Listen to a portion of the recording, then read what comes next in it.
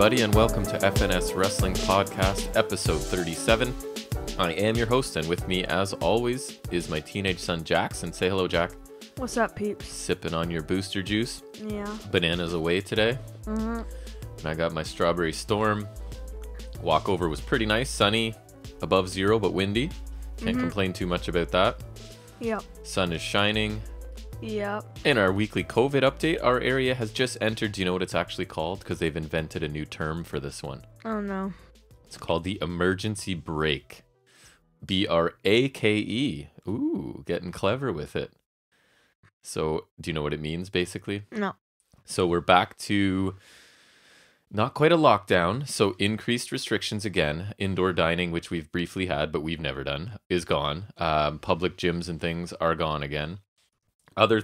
Most other things are open, but with limits on capacity, obviously. Schools stay open. The most recent thing I can see is it's very similar to what we've had, which was the gray zone. I don't know if you've seen the red zone. Are malls still open? They are, but with very limited capacity. So it's interesting. It's not a lockdown, but it's an increase on restrictions for a month called the emergency brake. So anyways, we'll see how it goes. Thanks for joining us if you're a new listener, and thanks for coming back if you've listened to us before. Just a quick reminder, I did a solo mission of a quick review of ROH 19th anniversary and the weekly show from this week. So it won't show up. Normally it is on this Saturday show in any other wrestling business, but I did get ROH out of the way earlier this week, so that won't be here. But everything else that we talk about, you've got some... Wednesday Night Wars, the last week of it. We'll talk about that. We'll talk about Impact. We've picked another match to sort of look at in any other wrestling business. So all of the other usual things, just ROH was tackled earlier in the week. So how was school this week? Fine. Fine? Another week down? Short week. Are you happy you're not going back to online learning yet? Or you don't really care? Or what's your feeling? I don't know. I actually kind of like online school, but I don't really care. Yeah, you're not too picky. You do well either way, luckily. Final Fours for the men's NCAA tournament is actually happening this evening and tonight. So, ready, Mr. I don't know anything about sports. Houston or Baylor? That's one game. Houston. UCLA or Gonzaga? Gonzaga, because that's a dumb name. And they are the actual overall favorite of the whole, since the tournament started, and they're still in it. So they're the favorite to win it all. So we'll see. That'll be fun to watch. Get to that tonight, hopefully. Long weekend we're enjoying. Anything else you wanted to discuss in this first little section? I have $1 million in GTA. $1 million in GTA. Yes, you recently have been allowed to play some GTA. Been doing some heists. Yeah, I've done 3 now, I think. So nice. That's good. Probably do another one later. Nice. So, yeah, that's fun. Money, yay. Yeah. I got this pretty sweet laser gun, Unholy Hellbringer. So, that's nice. Okay. It's like, so. Star Wars style laser gun. Nice. Yeah, and my friend's got this car called the Deluxo. Basically, like, you can fly in that, so I want to... That sounds fun. I have $1 million something right now. That's $3.5 million, so... You're saving up for a flying car is what you're telling me? Probably. Sounds amazing. Although, knowing me, You'll spend it before that? It will take longer than it should, probably. You tend to spend as soon as you have it? Saving is hard, even in virtual life? Yes, I'm lucky I even have $1 million right now. Well, congratulations. Excuse me. Well, you want to start talking about wrestling? Sure. Let's do that. So our first segment, as always, is going to be news and rumors.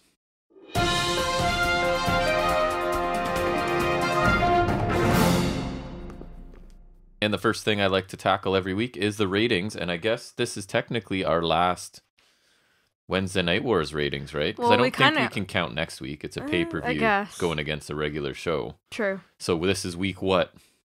77. Yes, you nailed it. Oh, I was just guessing. So week 77 of the Wednesday Night Wars, guess what? Saw AEW defeat WW NXT and viewership and ratings. NXT? Sorry, what did I say? WW. Now you're doing it for NXT instead. That's right. Got to shorten it up. Instead of AEW Dynamite. That's what the cool kids are doing. Get on board. So Wednesday's edition of Dynamite drew 700,000 total viewers, which is not a great number and is down 7.5%. But it's still more than the TakeOver Stand and Deliver Go Home edition of NXT that drew 654,000 viewers, which was down 3.5%. In the demographic, this week, AEW drew a 0.26, down 13% from last week, and NXT drew a 0.21, which is actually up a whopping 50%, but is still behind AEW's number for the week. So not great numbers overall, other than NXT picking up a lot in the demo, but still a victory in what I would consider the last week of the Wednesday Night Wars. I don't think it's fair to put like the year's biggest pay-per-view up against the biggest NXT, right? A regular show, yeah. So right. That's night more 2 of domination. NXT TakeOver. That's gonna be against AEW, right? Yes, that's right. So even do you think we would do a bonus episode for TakeOver? Put it like in them. I have no idea. Oh, we'll have this conversation. There's going to be no NXT next week. Elsewhere. I just realized. That's interesting, right. Actually. So yeah, we'll see. We may have to make some adjustments, but if you're following us or whatever, you'll find out when we find out, probably when we make a schedule. Interesting. All right. Any other news? You got some news for me? You must. I should. Yes. Talk to me. So apparently, Mr. Hunter's Helmsley, Paul Levesque. Heard of him? Just kidding.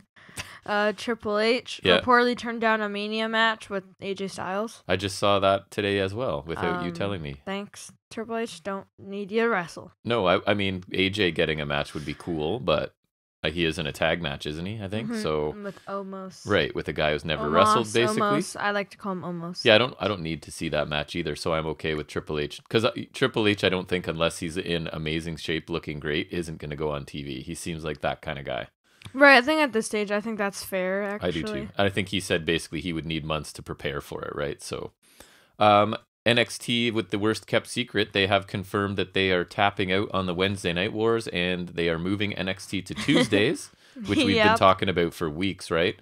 Yeah. So this was, I mean, I said the worst kept secret. I'm not really joking, because it was even to the point, right, where Impact was so sure that this was happening that they switched they switched away from Tuesdays to Thursdays before this was even announced. Right, so they announced their move before this move, so clearly they knew it was coming. It's interesting. It really is WWE just saying, like, we give up, it feels like, right? They beat us every week, so we want to have as many viewers as we can, so we need to get away from them, I guess. It makes sense, but it's also kind of sad. Like, I'm interested to see the ratings once they're not on the same week.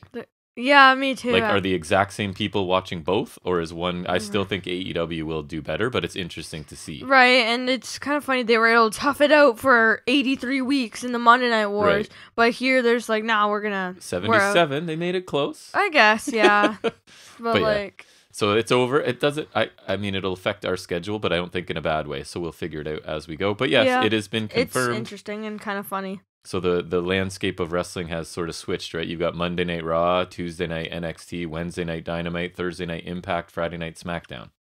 Yikes. Back to like, well, if you really want to like, oh, actually, no, there's nothing on Wednesday, but WWE's once again like basically dominating the week. I remember there's like Raw and SmackDown were 2 days in a row, and then NXT was on Wednesday. Yep, and then I remember that was bombarding. I get Ring of Honor on Sunday nights, but I don't know if that's the same everywhere. I feel like we get it early for some reason, but really, I don't know. Getting it early. Yeah, I know, right? That's weird. We don't usually get things early. We get like the opposite of early. We get it late. What else do you have for us? Newsworthy. Senior referee Drake Wirtz possibly demoted. Yeah, that's a shame. Sarcasm. Yeah. Not one of my favorite humans. He and I mean, people can go look him up for yourselves, but we do not have much in common. I would not be friends with Drake Wirtz, shall we say. Nice. Mm-hmm. His political leanings and other things, sort of. Trump? Just in general, he has some issues some issues I don't agree with.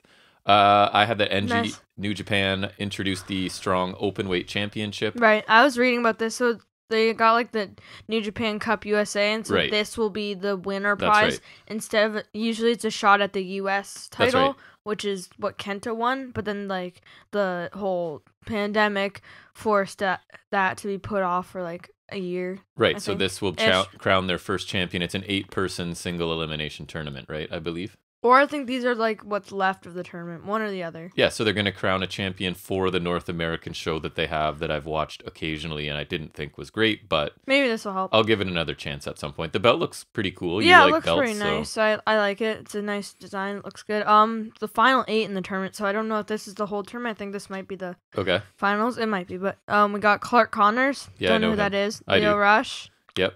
Brody King. Yep. Big fan. Chris Dickinson. Yep. Newly on ROH. Oh yeah, so they're just teammates. Debuted. Yeah. Ren Narita. Yeah.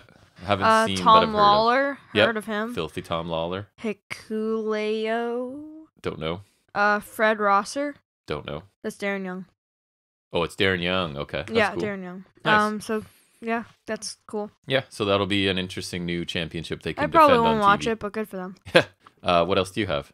I've got why TNT don't really want AEW pulling more of their like unexpected surprises, kind of like what they did with Sting and whatnot. Because then they can build up hype and whatnot, like kind of like with Christian, and it kind of makes sense. But I think the surprises are really good, and you can still get viewers. It's just it would be the next week, or like if you create an environment where there's semi-regularly surprise things happening, you kind of have to be people watching. might tune in because they don't want to miss something. And I would really hate for this to get rid of the surprises because I don't think it will. But like, if it came to that would suck because I think the surprises are always really fun. I think just with major names, right? Especially they want to be able to get every but then it's just incentive for people to tune in the next week. So I honestly don't really see the issue. But we like surprises generally. Apollo Crews versus the Big E at WrestleMania 37 Night 2 is now a Nigerian drum match. And I guess he revealed this stipulation backstage on SmackDown. So it's described as an ancient duel created by his ancestors for people who have been wronged as a way to make things right. Duel? There will be no rules, no eliminations, just beatings so loud it sounds like the beatings of a drum, apparently. So street fight. Essentially a no DQ match, yeah. So I'm interested in the match. Involved like big drums. I felt like they really were there was an intensity in their match that was a bit too short and botched finish at Fastlane. So I don't know. I mean, it's kind of a weird stipulation, but it might make it interesting. I'm interested in the match already. The description is weird, let's just say, because maybe the match is perfectly normal. Yep. Well, we'll see. Right. What else you got? So Logan Paul is probably gonna be at WrestleMania. I can't remember if they've actually announced it or not, but I'm like 90% sure. You talked about it last week. Well, I said he was going to be on SmackDown. Oh, right. But so now I think he's going to Mania. And Yay. It's like they know I'm going to watch WrestleMania, but they know didn't watch SmackDown, so they're like, "Oh, you didn't want to see Logan Paul? Well, he's coming back." This guy's famous on YouTube. We hear people like YouTube. Yeah, but this guy's a Let's turd. Put him on. Anyways. He's a turd. In more WrestleMania 37 news, it looks like there will be 5 tag teams battling on night 1. To determine the Night 2 challengers for the WWE I think Women's it's gonna be like a Battle Royal or something. Tag Team Champions Nia Jax and Shayna Baszler. So I think it's a multi-team match. I've heard rumors of this already. So yeah. So looking like Natalya and Tamina, the Riot Squad, Lana and Naomi, Mandy Rose and Dana Brooke, and apparently it looks like they're hinting at maybe Carmella and Billie Kay. Oh my god, what is that lineup? That's where I take a break from Mania and go do something else maybe. I don't even know if I want to watch that. I don't give a damn if that's a Battle Royal or not. I talk tough, but I'll 100% watch it because if we're going to review it, I want to have actually seen it. I won't review something that I didn't see. That is true. So unfortunately, both of us will. Tamina, though, like... I know. We'll suffer through Carmella and Billie... at least there's not much I want to see in there at all. Like, who's an actual tag team in there? Riot Squad? Mandy Rose and Dana Brooke, sorta? Yeah. Would you say Lana and Naomi? They've only formed recently. Okay. I think we saw when they, like, formed and, like...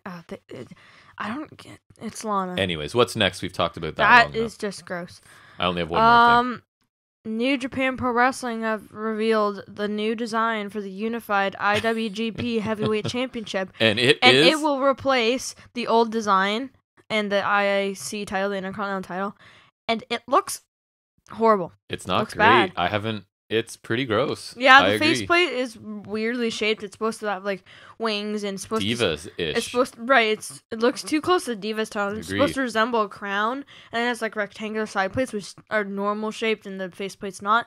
And I watched the video. I put subtitles on it so I could understand what they were saying. It's supposed to it pays homage to a bunch of titles and like signifies a bunch of things. I get that, but like you can still make it look good. You know that, right? It's replacing titles that do look good. Two beautiful titles. Yes, I love both of those titles. I think a lot of New Japan titles look awesome. I can't even say it's been mixed reviews because I've yet to hear or read anyone that really liked it. Right. I feel really bad for Kota Ibushi, who has to wear it and pretend to be honored by it. To have that hideous replacement, and also now Shinsuke Nakamura's greatest legacy has now been eradicated. Maybe he can come back and resurrect it when he's done in WWE. Yeah, that would be cool. And then he'll be like, haha, you thought I was gone? You thought that title was gone? Well, suck on this. And he's holding the title. Something like that. Except you can pull it out of the garbage can and carry it around like Moose and just pretend it's real again until they go, okay, it's real. But then because we want to unify it. Right. Yeah. That would be so bad. The last piece of news I have is that Ring of Honor is set to air their 500th episode later this month. And they're going to celebrate the 500th episode with a 3-hour block of free programming on the Best on the Planet channel, I guess, on April 15th. I have no idea what channel it is. We wouldn't get it on that channel up here. It'd be something else. It will. So the 3 hours will culminate with the premiere of the 500th episode. And it basically, I think they're going to be playing like 10 of the greatest matches in ROH TV history, and then followed by the actual episode of the show. That's cool. So I'll be covering the episode of the show for sure. Can't say that I'll watch the other 2 hours. I might like check out and just to have a quick summary of it. But the first 2, I'm saying I'll definitely watch the last hour because that's the show. I don't know if I'll check out the first 2. You know what I mean? Anyways, okay. That's all I have for news. You got anything else? Nope. That's it? All right, so let's transition into our first in-depth review from the last week of the Wednesday Night Wars, and that is our look at this week's AEW Dynamite.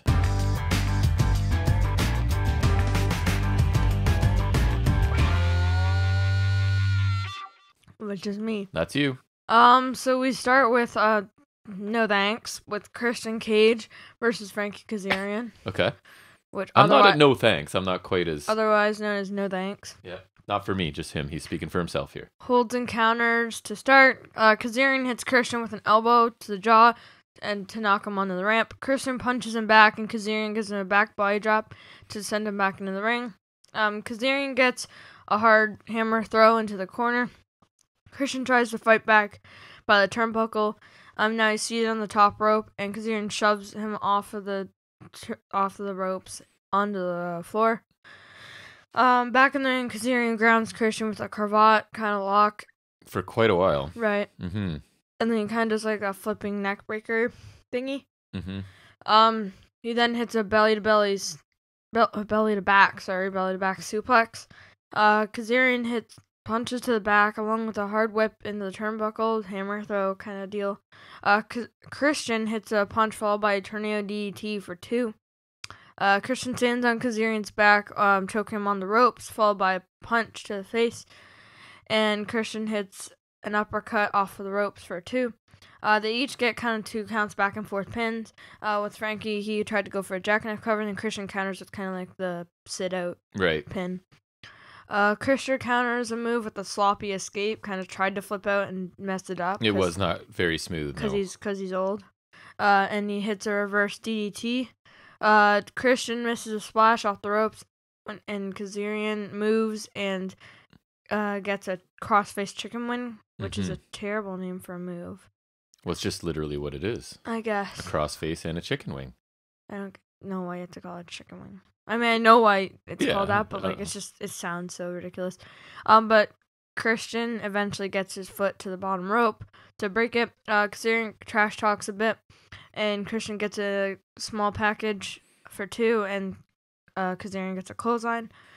Kazarian hits a springboard leg drop that gets a 2 count. They kind of go up top, and Frankie hits that kind of flux capacitor that's like sort of a Spanish fly. Yeah, I think it's basically a top rope Spanish fly. But like... It looks cool. It looks a little different. I always like it. But yeah, it looks pretty nice. But that gets a 2 count. Kazarian misses a springboard leg drop, and Christian kind of searches his back against the ropes, like kind of drops down and like. Oh yeah, snaps him across the top. Yeah. And then he hits a frog splash or 2. Kazarian goes for a chicken wing again, but he gets out and sends him in the ring post, and then hits the kill switch for the win. Also, every time he goes for the kill switch, he just turns around so slow. Yep. It's like, okay, bud. So 3/4 of this felt like a WWE pay-per-view match, and I'm not being super complimentary. It just was quite lengthy with not a very quick pace, and I guess they're trying to say they're building the story of not any like impactful moves. Was it like does Christian still have it? Can he still work? I don't know. I guess that was the story. Can he outwork anybody? I don't think he can. So I thought it picked up right where there was the flurry by Kaz ending with the springboard leg drop. That's where I made it in my notes. It says match picks up here, and then I liked kind of the sprint to the finish. So it was a decent match. I didn't dislike it, but the first 3 quarters honestly felt like I was watching a WWE match, right? There wasn't a lot of high spots. It was just slow offense, like decent wrestling, but nothing amazing. And it really pales in comparison to last week's Omega Seidel opener, right? And I say that as not really a fan of Seidel, but that match was amazing. Bottom line, I guess this match told a story of Cage returning and proving he can still work. But I expected better, even though I thought this was decent opener. Not a great match, but I was hoping for better. What about you? Yeah, I did not like this. It was it's kind of what I expect, and I don't really have interest in an old wrestler who's a mainstay elsewhere and just came out of a brief retirement. And he wasn't they weren't necessarily bad here, but I agree there was kind of a slow pace, and I think it picked up too little, too late. When your whole thing and catchphrase is outwork everyone, and you have a shirt with that. This was not evidence of that, right? I'm not saying it was bad, but I don't think he could even outwork Frankie Kazarian. You think he's going to outwork Kenny Omega? So yeah, I didn't find this match to be Exhibit A that he outworks anyone, but it was a decent match. Yeah, I didn't love it, and there are better choices on the show for an opener, and last week's opener was infinitely better than this. Yeah, definitely a lot better. So, yep. Boo. No thanks. I liked it more than you. Not a great start for you, I guess, to this show. All right. That's why it's called No Thanks. Carry on. Next, we get Darby Allin promo vignette. Of course, Sting has to be there. He didn't say anything, but he's still there because he likes to make my life miserable sometimes. Mm-hmm. So Sting and Darby Allin are walking outside while wearing their outfits as if that's normal. Allin talks about how Matt Hardy used to earn respect, when he was wrestling in the Hardy Boys and all that. And now he's trying to buy respect, and Darby says he has to earn Darby's respect because Matt's money doesn't mean shiza to Darby. Right. And he was wearing the fake Matt Hardy mask he does. I thought this was better than the crap he's been doing lately, but why is Sting still there? I like this a lot better too because this is kind of back to how I like my Darby Allin, right? There's this pre-produced segment, and it was just him voicing over the imagery, right? It wasn't him actually talking and being visible. It was him voicing over what was happening. Right. So it was brief. There was minimal talking. I even prefer the ones where he has no talking at all. But I thought it was cool imagery. Right, but if he's going to talk, I think this is a good way to do it. And the idea, I like the contrast in Matt's absolute lust for money, whereas Darby doesn't really care about money at all. So I think that's cool. I'm not thrilled about Matt Hardy in ring anymore, but I guess they can use this story, right? All Matt wants is money, and Darby doesn't really care about it, and that's sort of their contrast. So I like this. It's closer to the way I like my Darby Allin. Mm-hmm. But yeah, Sting being there isn't my favorite. Speaking of Matt Hardy, I don't know why our Hangman is on the show. Yeah, that was weird. Okay, are you almost done with that drink? Yeah. Good. Basically done. Good. Jade Cargill promo vignette. It was basically just a lot of trash talk saying she's better than Velvet and she's a bad bitch or whatever, and it's basically the same as she did last time, and I'm getting tired of this. It's the same thing, I'm cool and I make money and I'm better than you and you suck and I'm good and Yep. It's the same thing every time. It was about she's basically has Red Velvet shook, and that Red Velvet knows that Jade has it, and that she needs to sort of reconcile the fact that Red Velvet isn't better than her idol, which I guess is Jade. I actually, again, sort of disagree with you. I thought this was pretty solid, and I know it is sort of repetitive, but this is just to get her comfortable with this, right? So it is similar for sure, but it's a way for her to perfect her style. I think she's doing fine, and to be honest, she's doing fine for her experience level, and they're not pushing her too hard. This is a low card feud. She's starting out with Red Velvet, and she's doing fine. I have no problem with this. If this were somewhere near a main event or top of even the women's division, I would have an issue, but it's down near the bottom. Yeah, I guess. So they're getting her experience, so I'm okay with it. It was quick and she did fine. Yeah, I guess. Yep. Next we get, I know you were looking forward to this, and I sure was, and let's go to episode 2 of No Thanks. where we go to Cody Rhodes versus QT Marshall in an exhibition with Arn Anderson as a guest referee. And QT Marshall already in the ring, which is awesome. And Cody gets his full-on entrance, of course. We got to make room for that.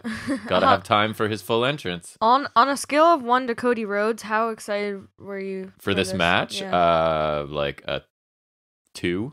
No, I was 1 probably. No, I'm more optimistic. If you were Cody Rhodes, then I would be concerned. If I were Cody Rhodes? Yeah. From scale. 1 to Cody Rhodes, yeah. Yes. Because Cody Rhodes is the best. Right. Yeah. Yeah. Just ask him.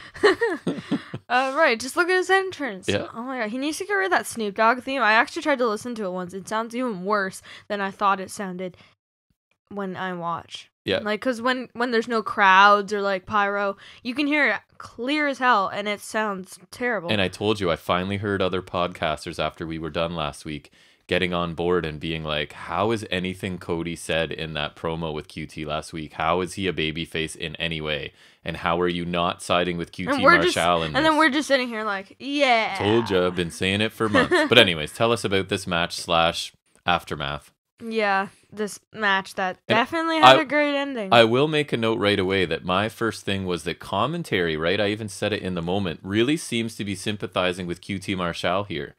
So is this the start of like them going, holy crap, Cody is a condescending Cody's a jerk.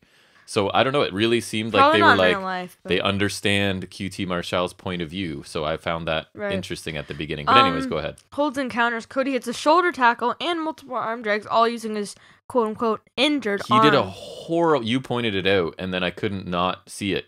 Everything. Right, I just noticed he did like a shoulder tackle, and he's doing arm drag, like, and he's fine. Every bit of offense he delivered for a decent stretch was with his quote unquote injured shoulder that he's selling when it's QT on offense, but he forgets all about it. So you get the drop down uppercut by Cody, and then QT attacks the arm, and all of a sudden, his arm's injured. Yeah, but anyways, that was honestly a lot of that in this match. Yeah. And then power slam by Cody post commercial break.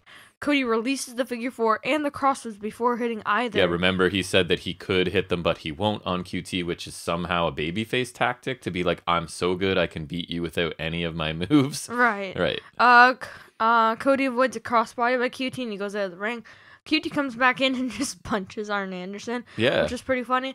And he kind of walks off to the stage and he's like, kind of showing remorse.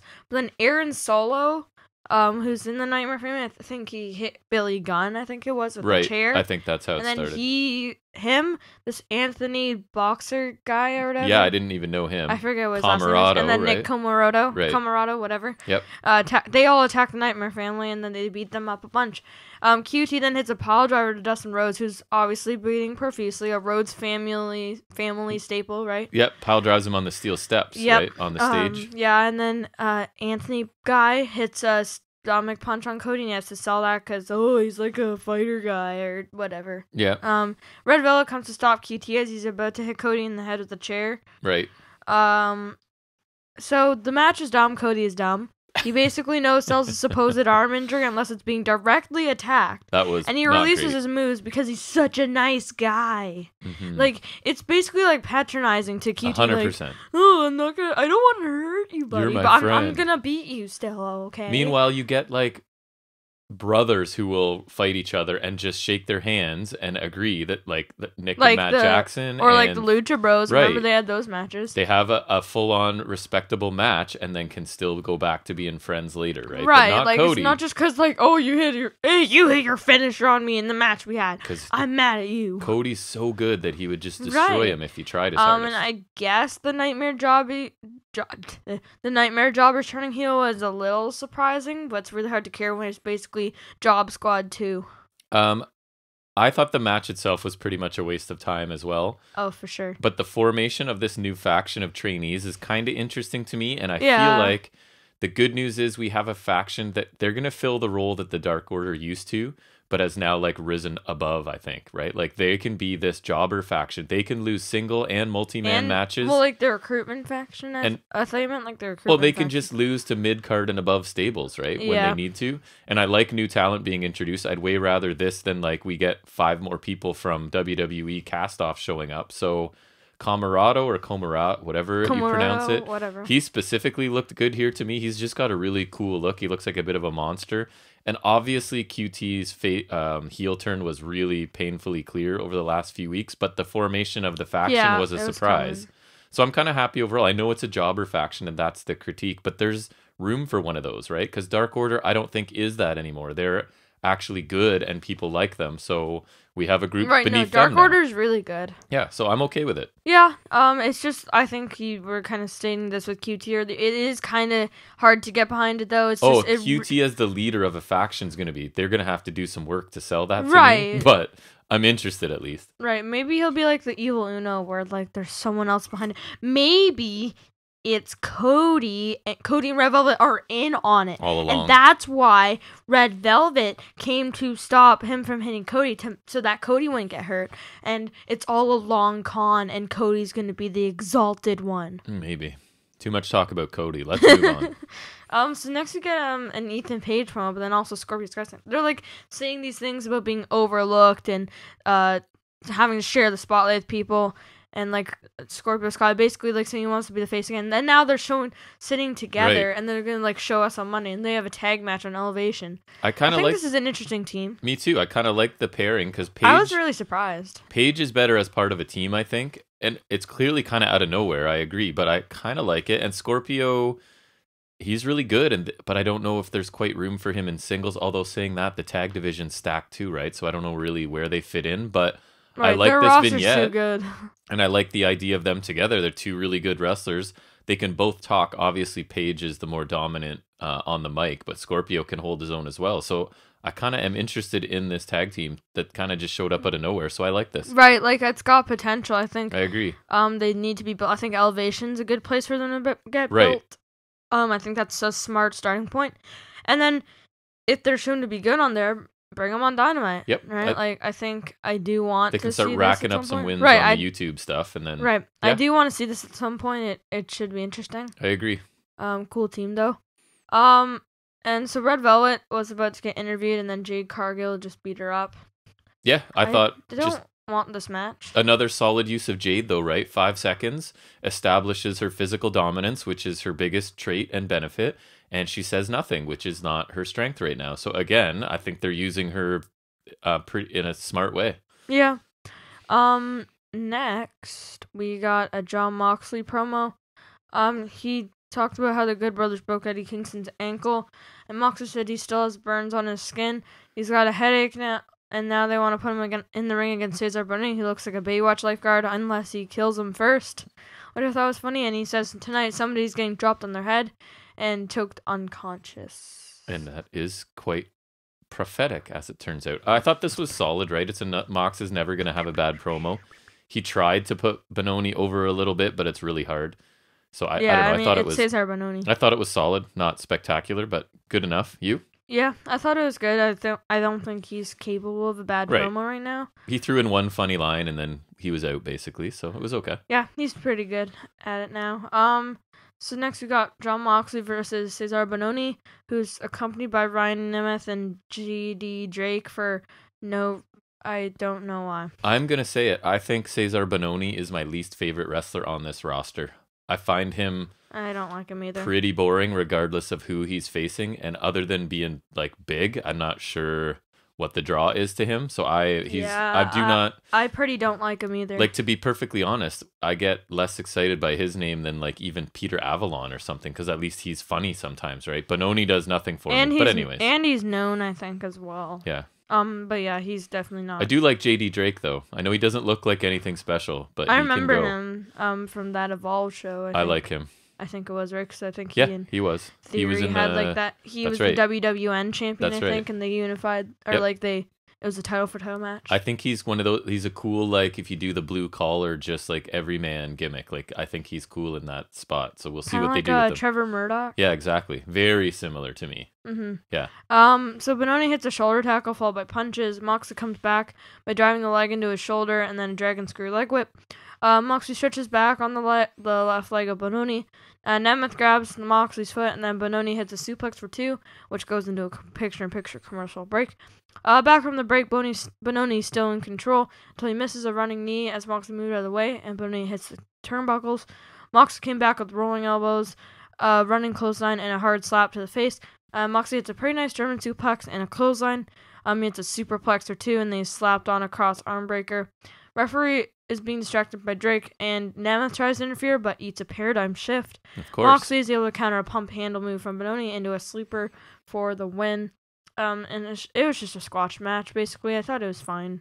It was, and now that you've sort of recapped his promo and this, it was almost a bit too on the nose, right? Like he said, somebody's getting dropped on their head. He didn't say Bononi because he's read the script, so it's not going to be Bononi. And then somebody's getting choked out. So both of those things happened, of course. Yeah, I thought this was nothing special at all. It's not really a knock on Mox. It's just, what was the point of this?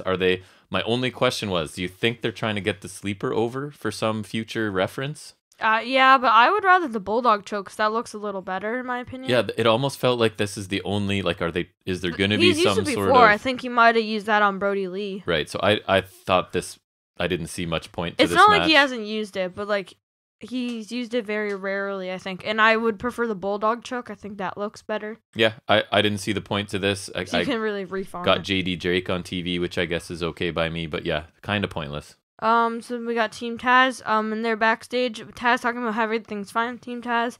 Ricky Starks said he felt great on Dark last night, and Cage just kind of stood up after they were like, "What do you think?" And he's like, "If Ricky tagged in sooner, they would have won and got the W sooner." And then Taz said nobody can stop the path of rage, which I thought was interesting because in Cage it seems like who can stop the path of Cage? So slowly dropping him out of the stuff, maybe. Right. Yeah. Which I thought was kind of interesting. Yeah, I thought this was an interesting segment too. It felt like they were almost a family. Like Starks and Cage are brothers, like you and your brother, and Starks is intentionally trying to get a rise out of Cage almost, you know what I mean? And then Taz is like the dad being there like, calm down guys, why can't you just get along sort of thing is what it felt like. That Starks is now annoyed and trying to sort of get under Cage's skin, it seems like, probably because they'll feud first or something once all of this happens. I think AEW does usually, there's been a few times I don't agree, like with Death Triangle stuff and Lucha stuff, but they usually do a nice job of pacing out their angles and stuff, right? So I think they're doing a pretty good job here, and we'll see where it goes. I'm still kind of interested in it because clearly Taz is trying to make it seem like there's nothing wrong when there are things wrong. So it's up to them to sort of reveal it in a way that I enjoy, hopefully. Mm-hmm. I think they might. So next we get MJF's gift to the Pinnacle. Right. So MJF is in the dressing room with the Pinnacle, and he brings in their new stylist, and he said he also got them an interior decorator. Right, because they've taken over the Inner Circle's right, and he's like, the bathroom's filthy, and then all the Inner Circle guys were there, which I thought was kind of weird. Like, it's a single bathroom. It's like, and they open the door because he talks about getting rid of the stink in the bathroom, right? And he opens the door and the Inner Circle's inside. Yeah, right. Like, I don't get why they're all in the one. That's kind of weird. But anyways, and then he tries to leave. He's like, we gotta go. And then Jake Hager's standing at the door, and so a brawl erupts. They're all fighting. They sort of pair off in different areas, right? Guevara takes out Shawn Spears with the GTH and then slams the door into Shawn Spears' head. It actually looked good, that part. Yeah. I thought. Hager and Wardlow got into a battle. Hager slamming Wardlow through a massage table.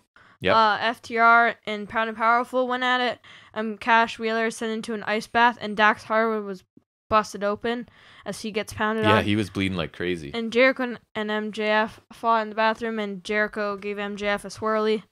And he told MJF the worst is yet to come, and he tosses him through the Pepsi machine. And I was like, someone's going through that, and yep, he did. Yeah, you predicted that for sure. And then they took MJF out, and they put their nameplate back on the room.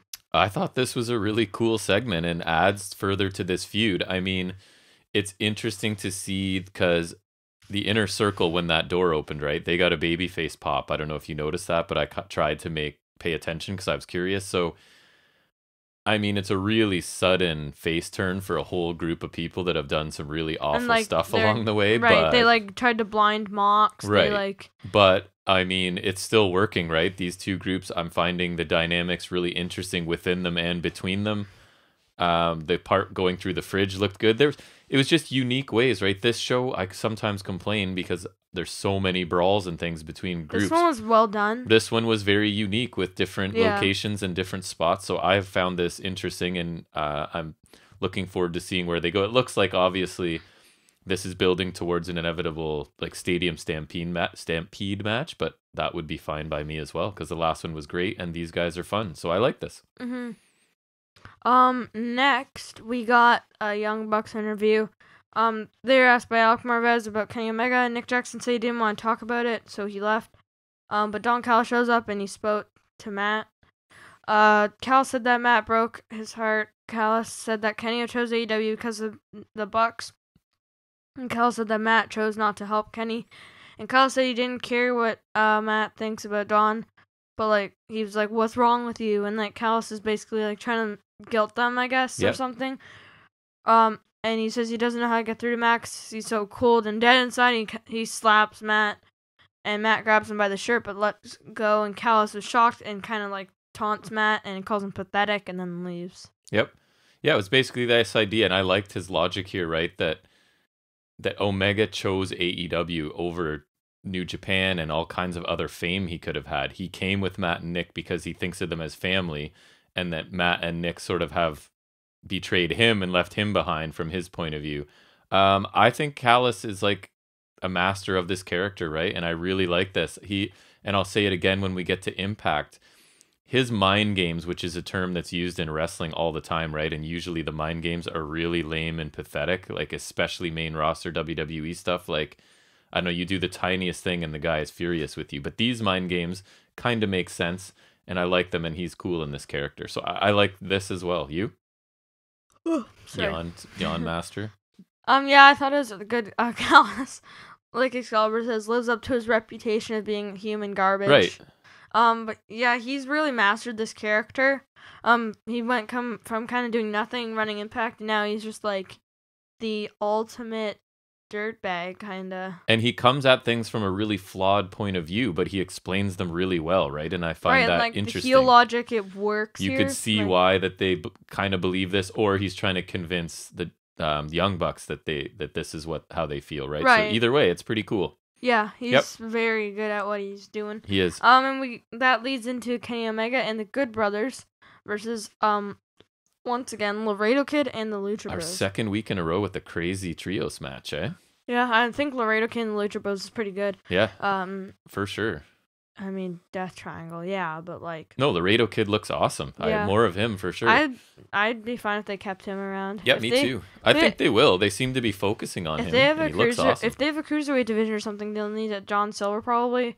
I think they should keep Laredo Kid around. I don't see them ever doing a Cruiserweight division because they don't focus on size really at all. Or just like, I don't know. I don't think they'll draw attention to it ever. I hope they don't, too. I don't know. I feel like they could do well with that division, though. I think. But call it something else that doesn't go by size. Like light heavyweight. Nope, that's still weight. I don't know what it would be. You just make up a division. I don't know. That's the only really way to make another division. Get creative. Anyways, talk about the match. Laredo Kid hits a dive over the top onto the heels on the ramp. Phoenix walks the ropes and he hits a dive as well.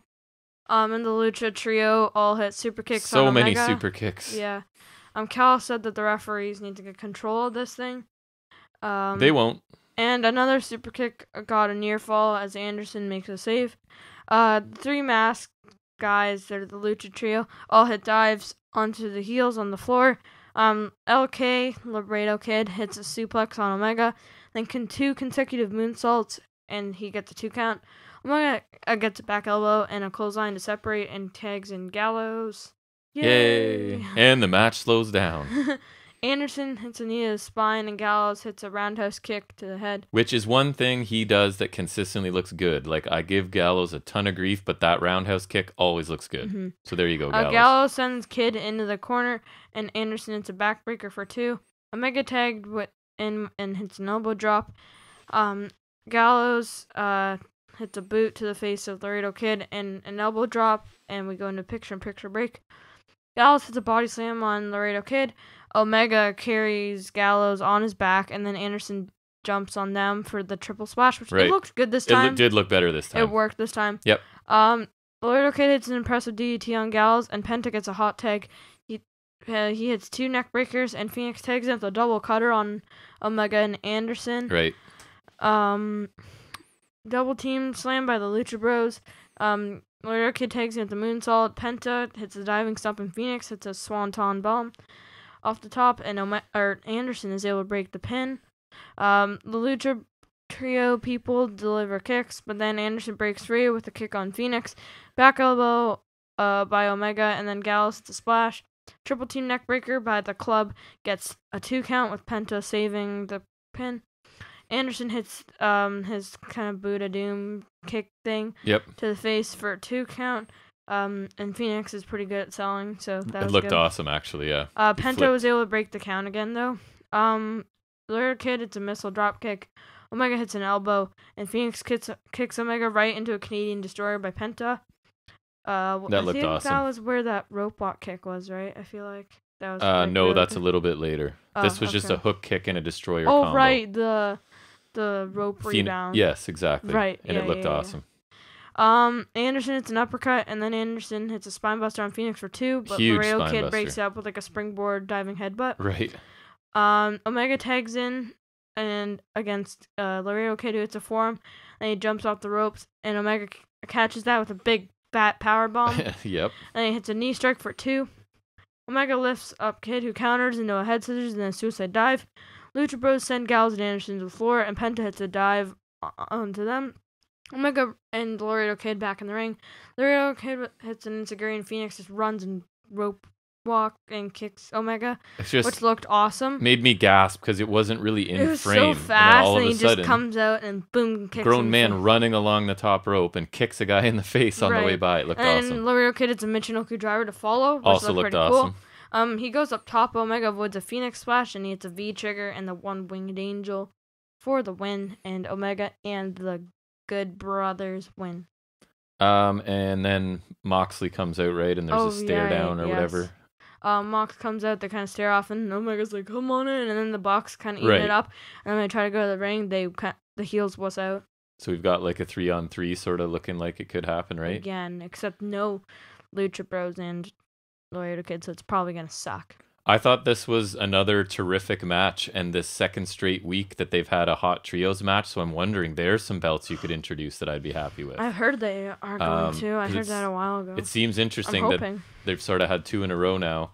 Laredo Kid, I thought, looked really great here, and the team of him and the Lucha Brothers is really entertaining. I've enjoyed, and this is another match a lot of people won't like because it's a spot fest and there's no story and the refs have no control, but again, one of these on a 2-hour show, 100% I'm down for. So I really enjoyed this one again this week. What did you think? Yeah, I really liked it. I thought Phoenix, when he hit that rope walk kick, was just great out of nowhere. I thought overall it was really good. Gallows was, again, I think, appropriately used. Agree. Like, he was definitely used the least, and when he does, he can come in and hit some power spots and lumber around and then get out and let somebody else do Right, some I stuff. thought overall, though, it was really good. I agree. Too. The trios division should be a thing. I think so, too. The tag division is crammed full. We could definitely turn some into trios, right? I think the Dark Order I'd be in for it. For sure, to make a run for it. Death Triangle, or this team instead of Death Triangle, either one. And just have this be the crazy spot fest division if you want, right? There's guys that can do insane things. Just let them for one match on a show or whatever, 1 or 2. I'm totally fine with it. Next we got a Britt Baker interview. Since there's no interview, Reba kind of subs in. Yeah, it took over. Baker talks about her match with Rosa being Rosa's biggest win, but it didn't count, which I thought was really funny. Me too. Really liked it. Smart, whoever wrote that bit.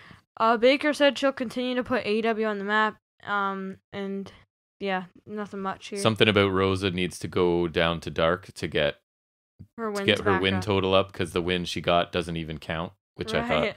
So I like this. Britt is a star, and this is, again, I like this heel logic, and she got in a little promotion of Dark Elevation, which I'm sure they appreciate as well. So this was. I don't know if it was Dark or. I think it was Elevation, but it's called Dark Elevation, anyways. Yeah, is the official name. True. So I thought this was good. She's awesome. Yeah. Yeah, she's great at promos. I love just that it didn't count, because technically that's what they're saying. And I had kind of forgotten, right? So I even liked the reminder that sure you won, but it didn't. Did you? Right? Did you? Yeah. Right. Yeah. It was good. And next we get Nyla Rose and the Bunny, aka Allie, versus Hikaru Shida and Tai Conti. Mm-hmm. So the heels get a jump on them with an attack. Rose hits a double shoulder tackle. And so the match starts with Shida and Rose starting the match. Body slam and a leg drop for one by Rose. Bunny tags in. A judo throw by Shida. She attempts a Fujiwara armbar, but Bunny gets a rope break. Bunny's draped over the apron, and Shida hits her trademark running knee lift. Which are looking really good. Mm-hmm. She is distracted by Matt Hardy, and Rose is able to get a sneak attack. Rose is seated in the corner, and Shida suplexes Bunny into Rose. Yep. Post-commercial break. Conti gets a hot tag and goes on a flurry on Bunny. And gets a bit of offense on Rose as well. PK while she's on the apron by Conti as Bunny's standing on the floor. Kind of like I remember Finn Balor used to do something similar. That's right. Backbreaker by Conti as Hardy watches on the outside. Dark Order and the Hardy Family Office brawl. A tie KO by Conti, but Rose is able to break the pin. Shida jumps off Conti's back to knock Rose out of the ring, and Conti dives onto the pile after Shida's caught by the pile. A huge pile of people out there. Vicky Guerrero distracts the ref, and Bunny hits Conti with Shida's kendo stick and hits the inverted face lock elbow drop, which is the move that Finn Balor does a lot, and they called it down the rabbit hole. Oh, nice. Which I thought I didn't even catch that. It's not the best name, but it's alright. And that gets the win. So thoughts? I think Conti is really good now, all of a sudden. Like, she looked good here again. Her knee strikes look awesome, and just general, her offense looks really good.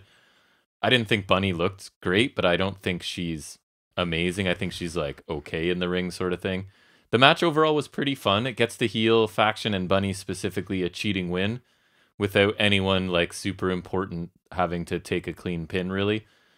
So Conti got to look strong before the kendo stick attack. So I don't know. I thought overall this was a decent match. Like, it wasn't bad, it wasn't great. I thought Conti looked good, and overall it was fine. You? I thought it was decent. Was a little short in my opinion. Yeah. Like, I don't know. Just Bunny's finisher is a decent move, but I don't think it's good enough to be used as a finisher in my opinion. I don't think she'll be finishing a lot of matches anyways. Right. Probably. But yeah, true. But just like I don't know. I think they could use a better move. Yeah.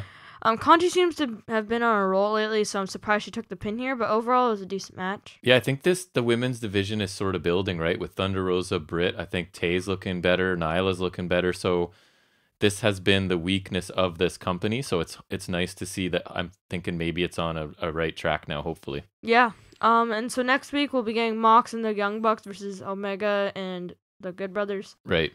Bunny and Ty Conti.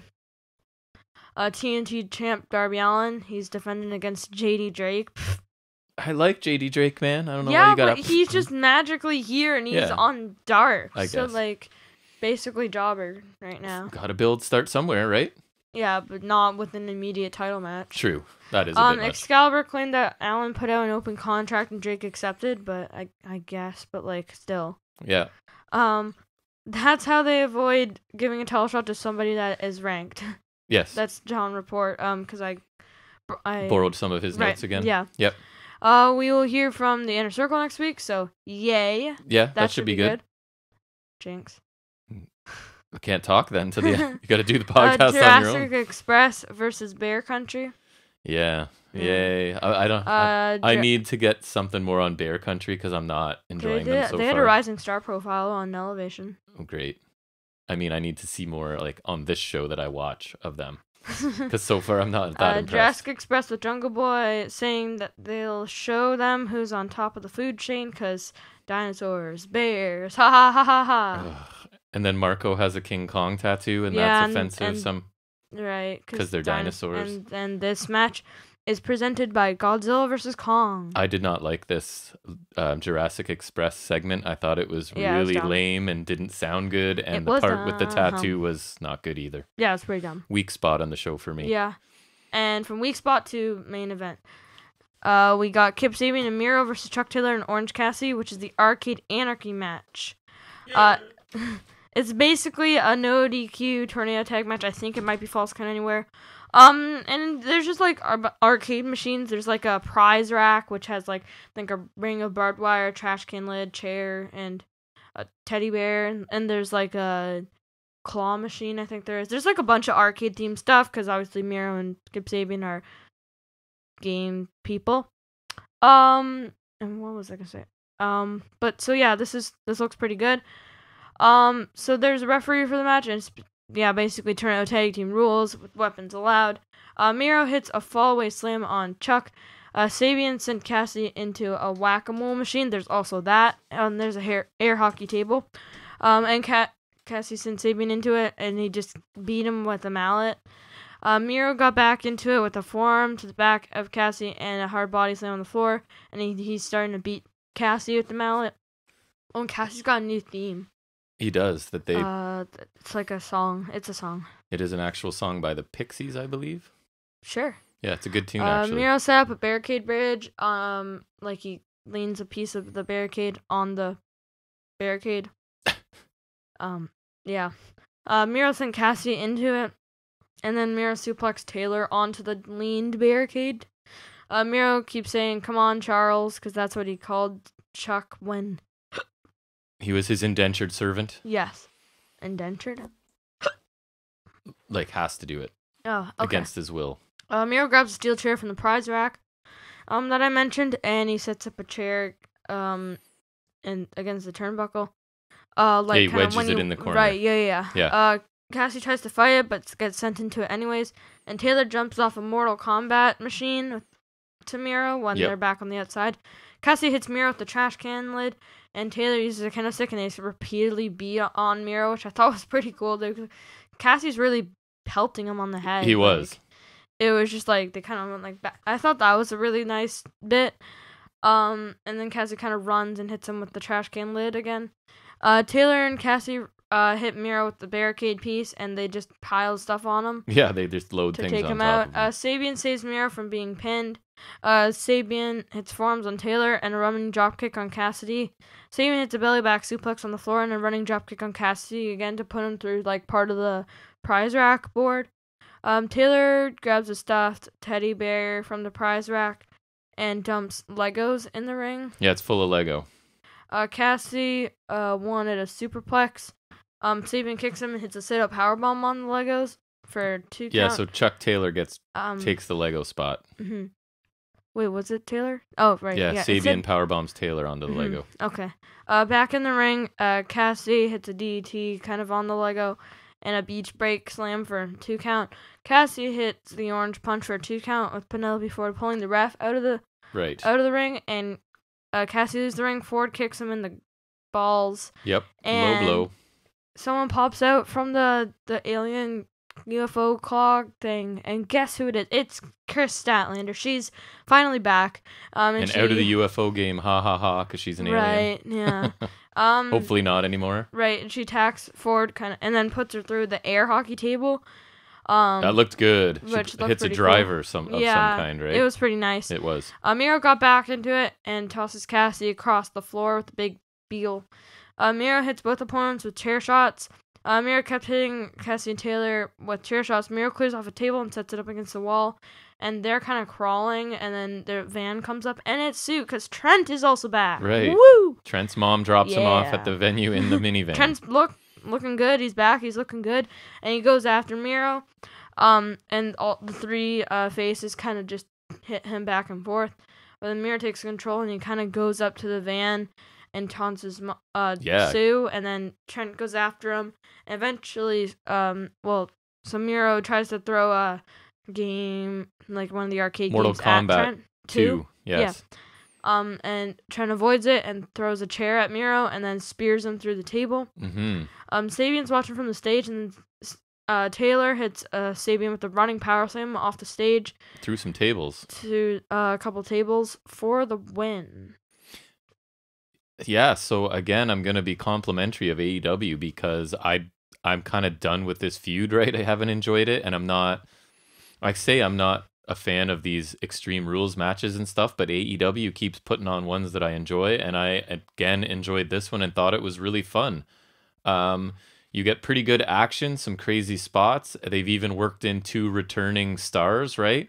You get a mom in a minivan and the growth of possibly a faction, as they seem to maybe be adding Statlander into the best friends group, right? So, which I think would be cool.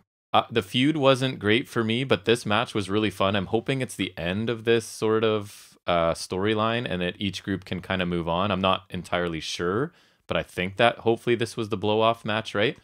But yeah, this was a really fun match to watch and brought some people back and created some new combinations. So I thought it was a really fun main event. I think you liked it too, right? Yeah, I thought the storyline feud wasn't the best, but this match sure as hell delivered. I think they really have a knack for these no DQ style tag matches. Parking lot brawl, the bunkhouse brawl, this one, and even the Stadium Stampede can be considered in that category, and they were all great. This one was no different. I think there were some great spots, and it was fun and brutal at the same time. Happy to see Statlander and Trent back, because I enjoyed them both. Not Statlander's gimmick, but at least in the ring, I enjoyed them both. No, she's got potential, right? So I'm interested. And the match was thoroughly enjoyable. So overall, the show was fine. My favorite matches were, I think, the trios match and the main event. Yep. Overall, nothing too bad, although I didn't love the opener much, but it wasn't like that could have been worse. Right. So I would say overall B+. Okay. I like this episode yet again, not quite as much as last week. I think I had an A or A- last week. Yeah, last week was a high. It was an A, right? I thought the Darby vignette was cool. The Inner Circle Pinnacle interaction was cool. They used Cargill well, in my opinion. We got a new Jobber faction with QT Marshall that I'm interested in. Really fun trios match and an entertaining main event. So to me, I had the exact same grade as you. I gave it a B+ as well. Ooh. Another entertaining week of AEW Dynamite, I thought. Mm-hmm.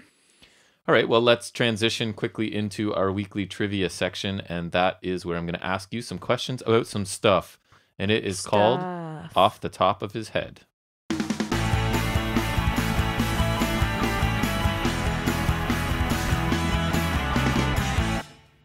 All right, so we're continuing. Speaking of off the top of my head, I got a haircut. You sure did. It looks good. I think. Actually took hair off the top of my head. It's one of those where they took off more than I think we wanted them to, and it still turned out pretty good. Because I'm awesome and you're not. I guess so. So, again, it's a continuation of last week, just WrestleMania-based stuff. Woo. Again, Sportskeeda was the source for most of it, and then I may have added a couple hints myself. Is it like old?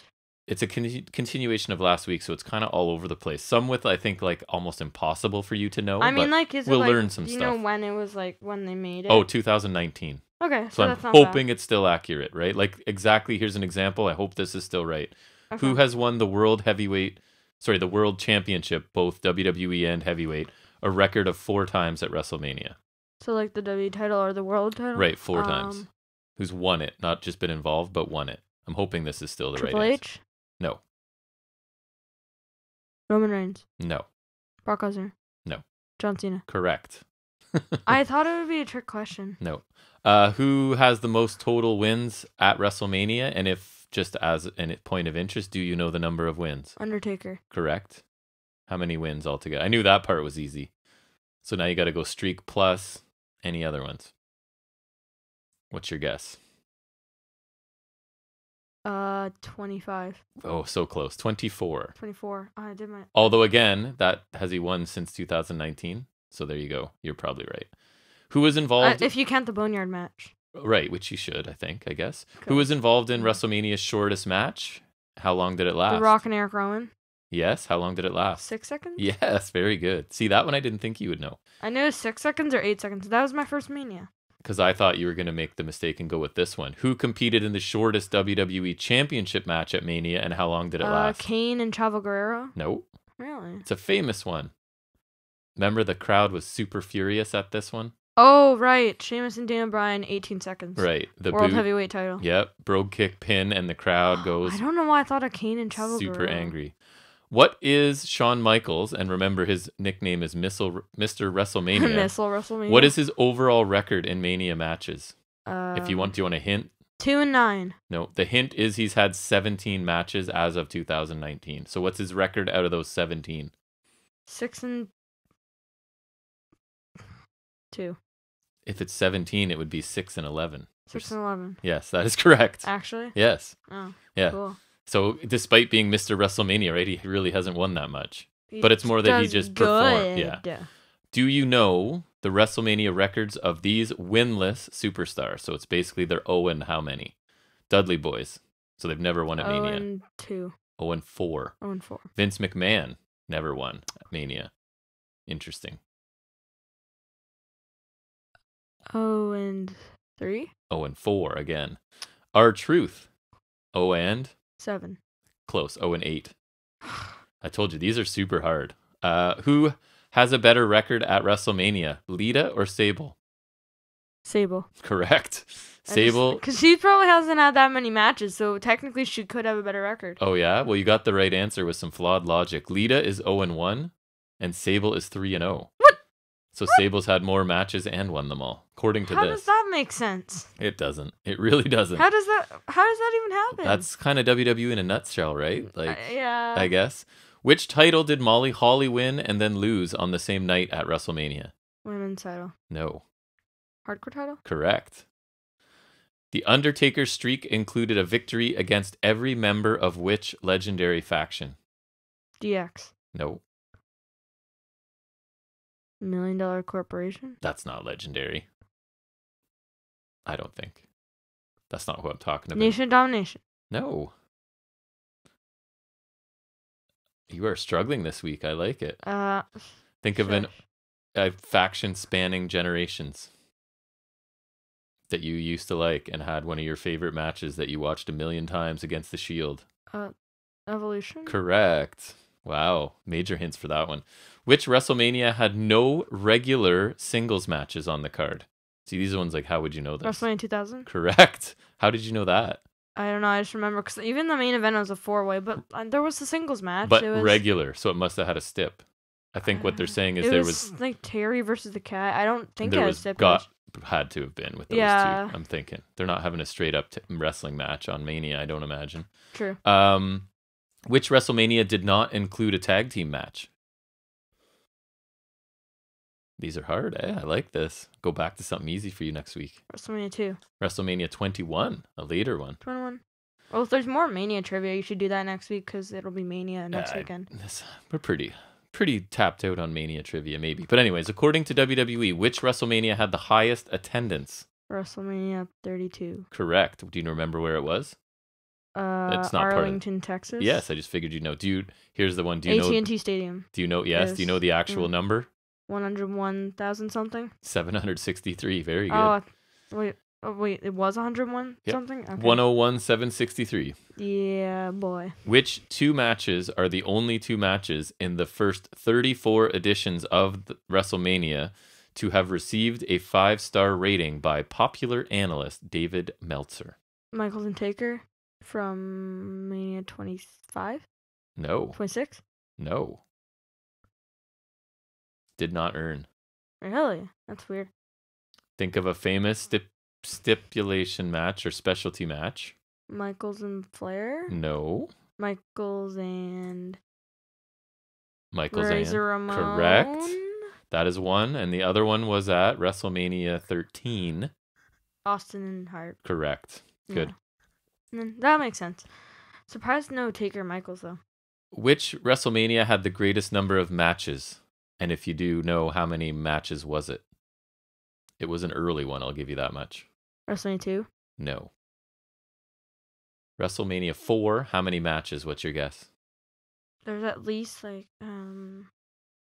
20. 16.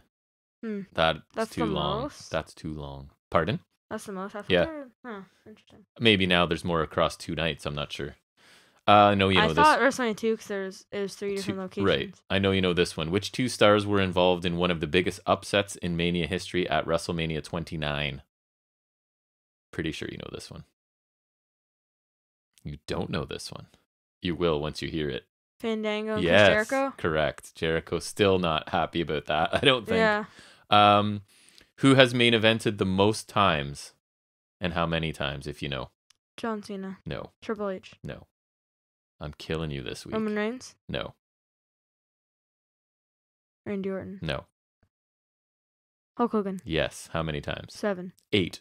Who is the second most? John Cena? No. Randy Orton? No. Roman Reigns? No.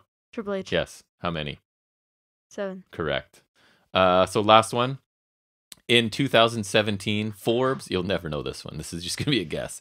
Forbes estimated WrestleMania's value at how many millions of dollars? 1.7. Way off. $195 million.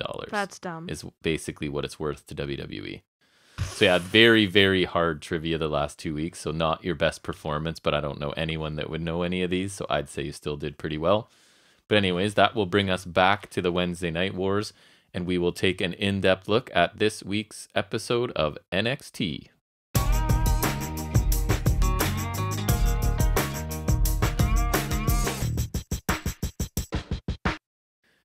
The show starts out with what I thought was a pretty cool video package hyping the upcoming takeover and quickly previewing. I think basically they got to every match. I thought it was really well done. It did a really great job of highlighting each match in just a few seconds, really. And for all my complaints about WWE, their production generally isn't one of them. When they have the time and inclination to make a produced when they care, right? vignette, it's usually really good. And I thought this was an awesome start to the show. We then get a recap of the Roderick Strong and Cameron Grimes issues from last week. Yeah, like their little interaction log. Yeah, when Grimes was basically pitching restarting the Undisputed Era so they could make some money off of the intellectual property. Do you know what intellectual property means? Somewhat. It's kind of like any ideas around it. So like the logo, the merchandise, all of that. Anything to do with Undisputed Era. Basically, it's Grimes looking to cash in on an established brand that's sort of been vacated at this point, right? It looks like. So then we do, the first match we get is basically going to be Cameron Grimes versus Roderick Strong. So the match starts with Grimes once again sort of trying to convince Roddy to take the Undisputed Era branding and build a new group with him, and he even has a t-shirt ready made, right? That says, he had a t-shirt, because like they had the Shock the System logo, where it's like, instead of O and Shock, it's like the Undisputed logo. It's like it's their updated logo that they had for a while, where it's like the Undisputed logo in the background. It's all them doing like their pose, like I'm cool, and like the horizon hand. But instead, it's just Strong doing his pose like normal, but then Grimes standing behind him. But then instead of Shock, it's Grimes the System. And it's a nice touch that they went so far as to print a shirt out, right? And then they made like a little entrance. It was like Grimes the System, and then funny. It starts playing Grimes theme. I wish it was just like Grime the System, because then like you're trying to grime up the system. Yeah. But it's still funny. It was honestly like really funny. It's just like.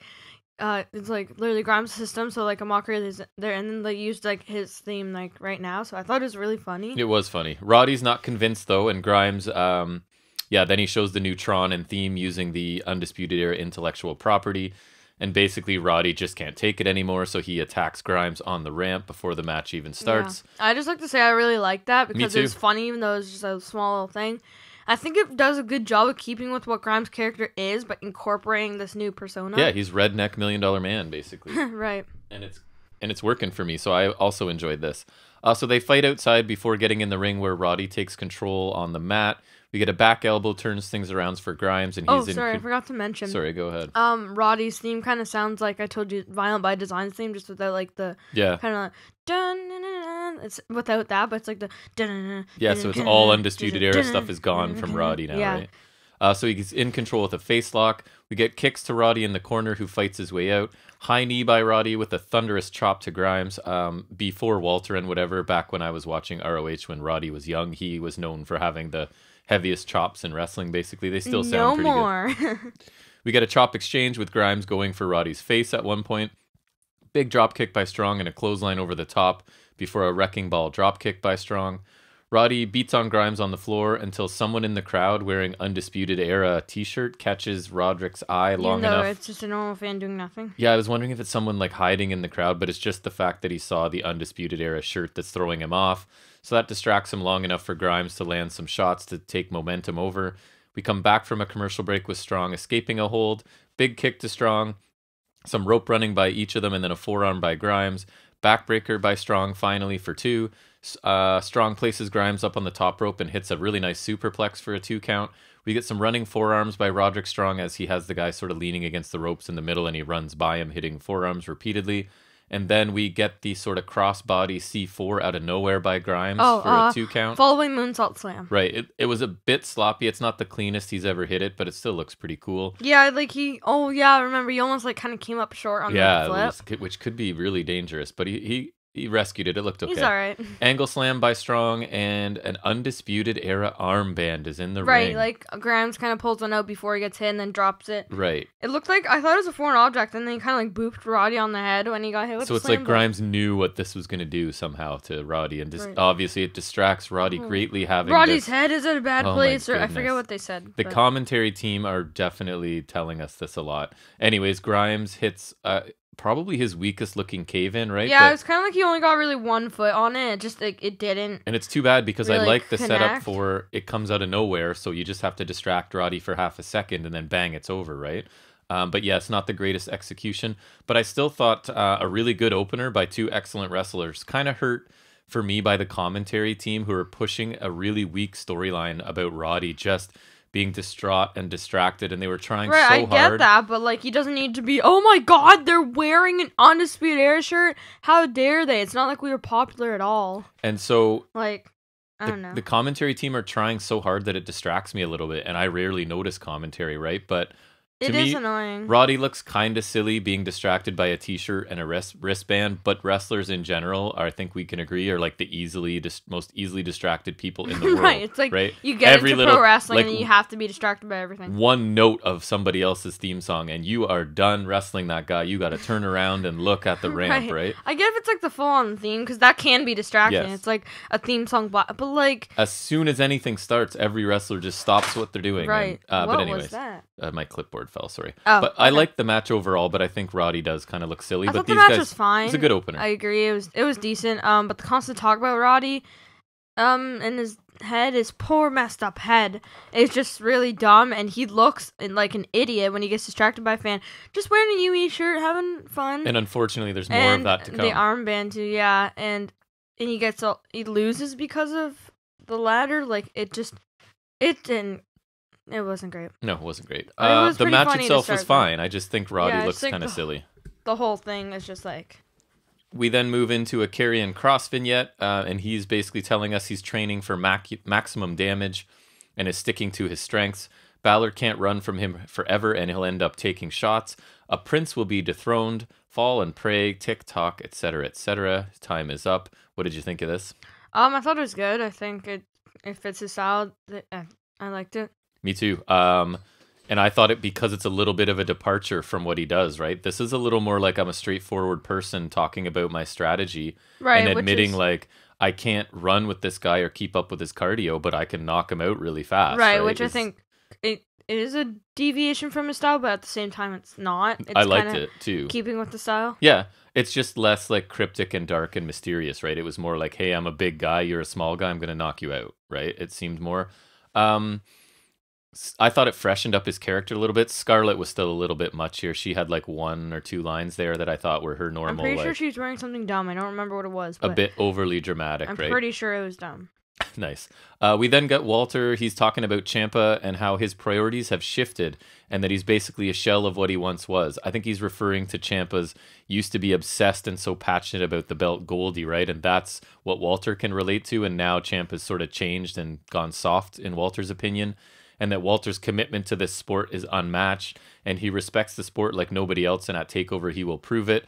And then we get it's Walter again giving a voiceover of sort of highlights of his matches, right? Which I think is a really smart thing, because it's a direct short promo, and they're also combining it with highlights of Walter for people who aren't familiar with him, right? So I thought this was really smart, and I liked it. You? Yeah, I really liked it. He's not the best promo, but like I thought he was pretty good here. I liked it, and I like that the voiceover of his highlights, because that again shows his dominance to people who don't know and to people who do. Right. I liked it, and I like him like, oh, Ciampa's soft and like now you've kind of like lost your passion. It's kind of like the Trey Miguel thing. I think better though. Yeah, because Walter is believable, right? Like all he cares about is wrestling and that title, and the ring is sacred, and everything else is like in the distance. And he respected Ciampa because he was like that, and now he's not, and he's got a problem with it, and he's going to beat the hell out of him. Right. Which reminds me, I want to, at some point, I'm going to say it out loud because you'll remember better than me, check out some All Japan 1990s stuff, because apparently that's like Walter's favorite era and like location for wrestling, because it was just like people beating the hell out of each other. So maybe we'll check out a couple matches at some point from Walter's favorite era and company. Maybe that could be a good bonus episode at some point. Yeah, they do officially announce here that NXT is moving to Tuesday. And as after we mentioned, a lengthy promo for Peacock from the commentary team, sort of thing, which got a bit annoying on this show, right? There was multiple commentary. It's like, scan the QR code. And felt very main roster, right? When the WWE app started. Vic Joseph is an idiot. At one point, he called it a barcode. Right. And like he does not know his wrestling. I think he's honestly not that smart. We then get Santos Escobar is in the ring, and he speaks. He talks about that he was born a champion. He is the emperor of lucha and represents 100 years of tradition. He has redefined the cruiserweight division, and it will forever belong to him. because it's in his blood. He's the best cruiserweight in the history of NXT. And then Tyler Breeze walks out, and he says that Escobar is entitled, and while Breeze himself has to work his butt off to get where he is, and he accepts the challenge from Escobar. What did you think of this? I thought Escobar's promo wasn't bad, but it's very like run of the mill for him now. Oh, I'm the best. That's I'm funny. the Emperor of Lucha Libre. My thing was I liked him here less than I usually do right, as well. It's just the same thing as and Tyler Breeze is not good at promos. He didn't seem super into this promo, I didn't think, Escobar, compared to some of his other ones, right? Tyler Breeze, I just feel like he's weird in the cruiserweight division, just like doesn't like he was fine, like the solid baby face. I guess he like probably fits the weight limit and whatnot, but it just feels weird. Yeah. That like I don't know, just feel like he doesn't fit the division. So the challenge is accepted, and we move right into the match that is Santos Escobar versus Tyler Breeze, and we have Escobar in control and aggressive right away until Breeze hits a drop kick. There's another drop kick and a boot choke in the corner by Breeze, who I'm sure is showcasing his new aggressive style, right? Although I don't feel like they told us this today this time. No, it's not important. It's not Breezango has the That's true. Right. That's true. When Tyler Breeze is by himself, all bets are off. Escobar turns the tide with a kick to the face as they re-enter the ring, and then he catches Breeze with a big drop kick. There's like 3 or 4 drop kicks in the first couple of minutes of this match, I noticed. Tyler Breeze takes out Legado as they try to stop Breeze from smashing Escobar's knee against the ring post. We come back from commercial with Breeze earning a rope break from a leg lock that Escobar has him in. We get strikes in the corner and the running double knees by Escobar for a 2 count. Fireman's carry into a gutbuster and then a surfboard by Escobar that looked cool. The two go back and forth for a while before Breeze goes back to the knee of Escobar, which has sort of been sold throughout this match. Spinebuster by Breeze and a sharpshooter as Escobar gets to the ropes finally. Jumping kick to the face and the Phantom Driver by Escobar for the win. MSK rush out at Legado to start, and they start. Legado's about to beat down Breeze basically, and MSK rush out to save them. Then we get the grizzled young veterans appear on the screen. Gibson talks about being laser focused while the other two teams are clearly distracted, and that the grizzled young veterans are soon to be tag team champions. What'd you think of the match and the aftermath? I thought the match was fine. I noticed that he kind of pulled Breeze up in the Phantom Driver, which seemed to be mimicking the Devil Inside.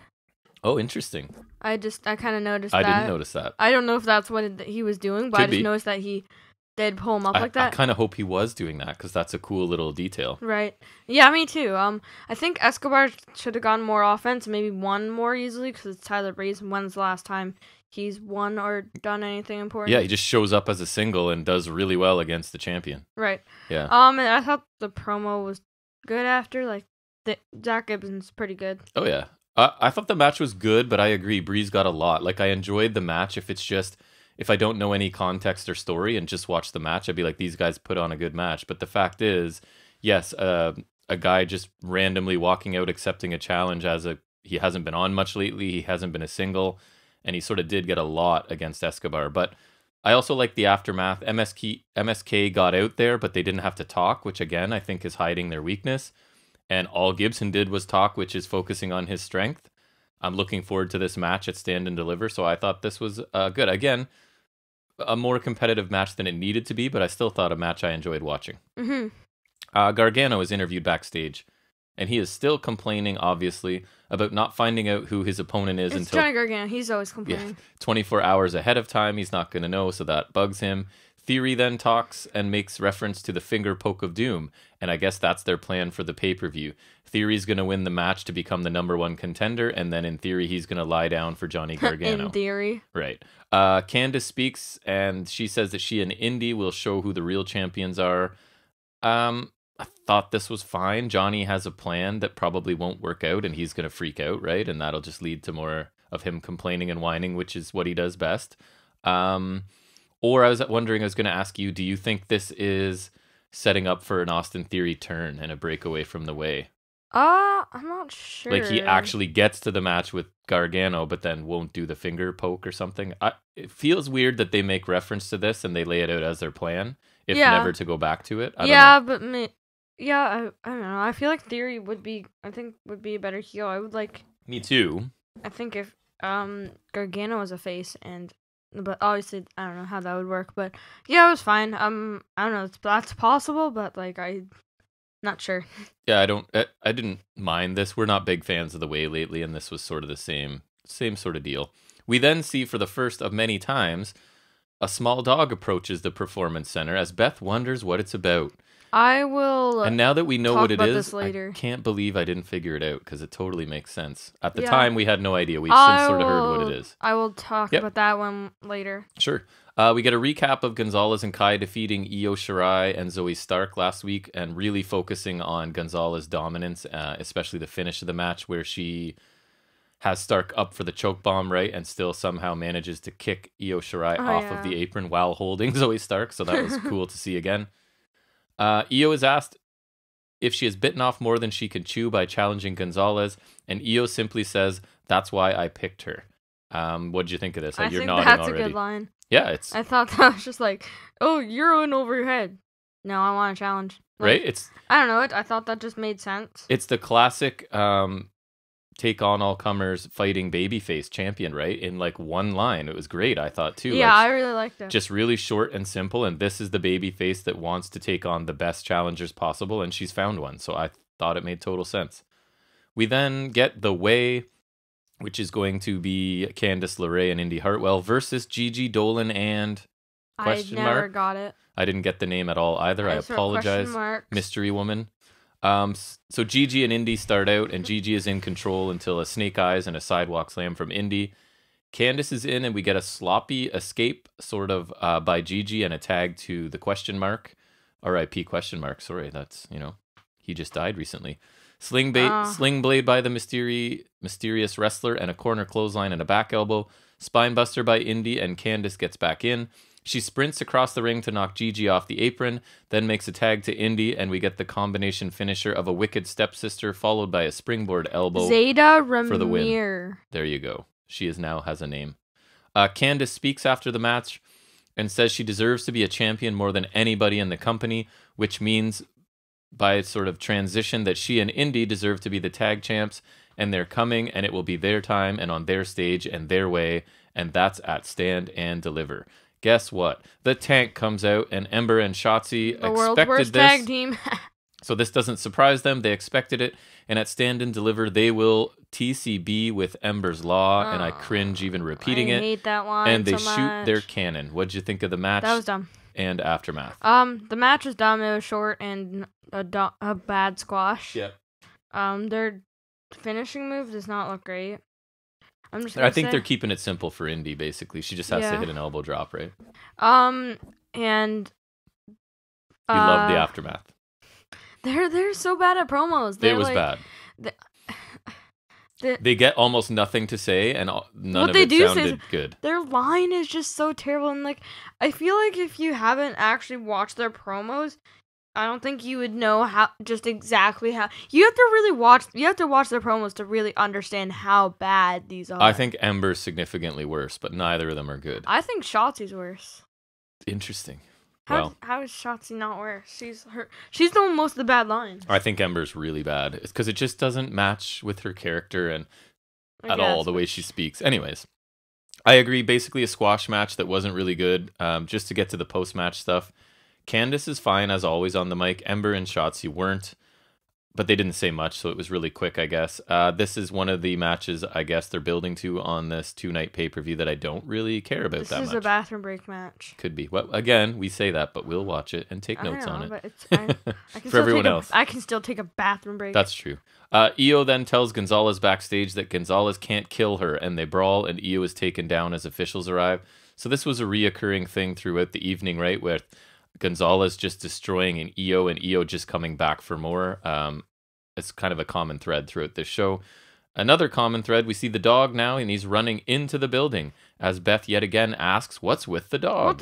What's up with the dog? And that takes us into a commercial. Coming back, we have Roddy is walking with his suitcase out of the building, and Mackenzie asks where he's going because he has another match tonight. He's in the Battle Royal. Roddy says he's done, and he keeps walking. And I guess this is sad Roddy, and I just put, I don't really care, because I don't like this whole, he's so upset about the breakdown of his group that he's done with wrestling. I don't care. What do you think? I don't care. Sorry, Roddy. We like you in the ring and stuff, but... No, I love Roddy, but... Character-wise, this isn't doing much for me. Yeah.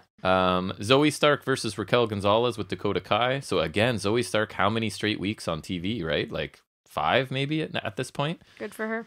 Looks good every time. Stark uses her speed to avoid Gonzalez briefly to start this match. We get kicks to Gonzalez's leg and a head scissor takedown by Stark.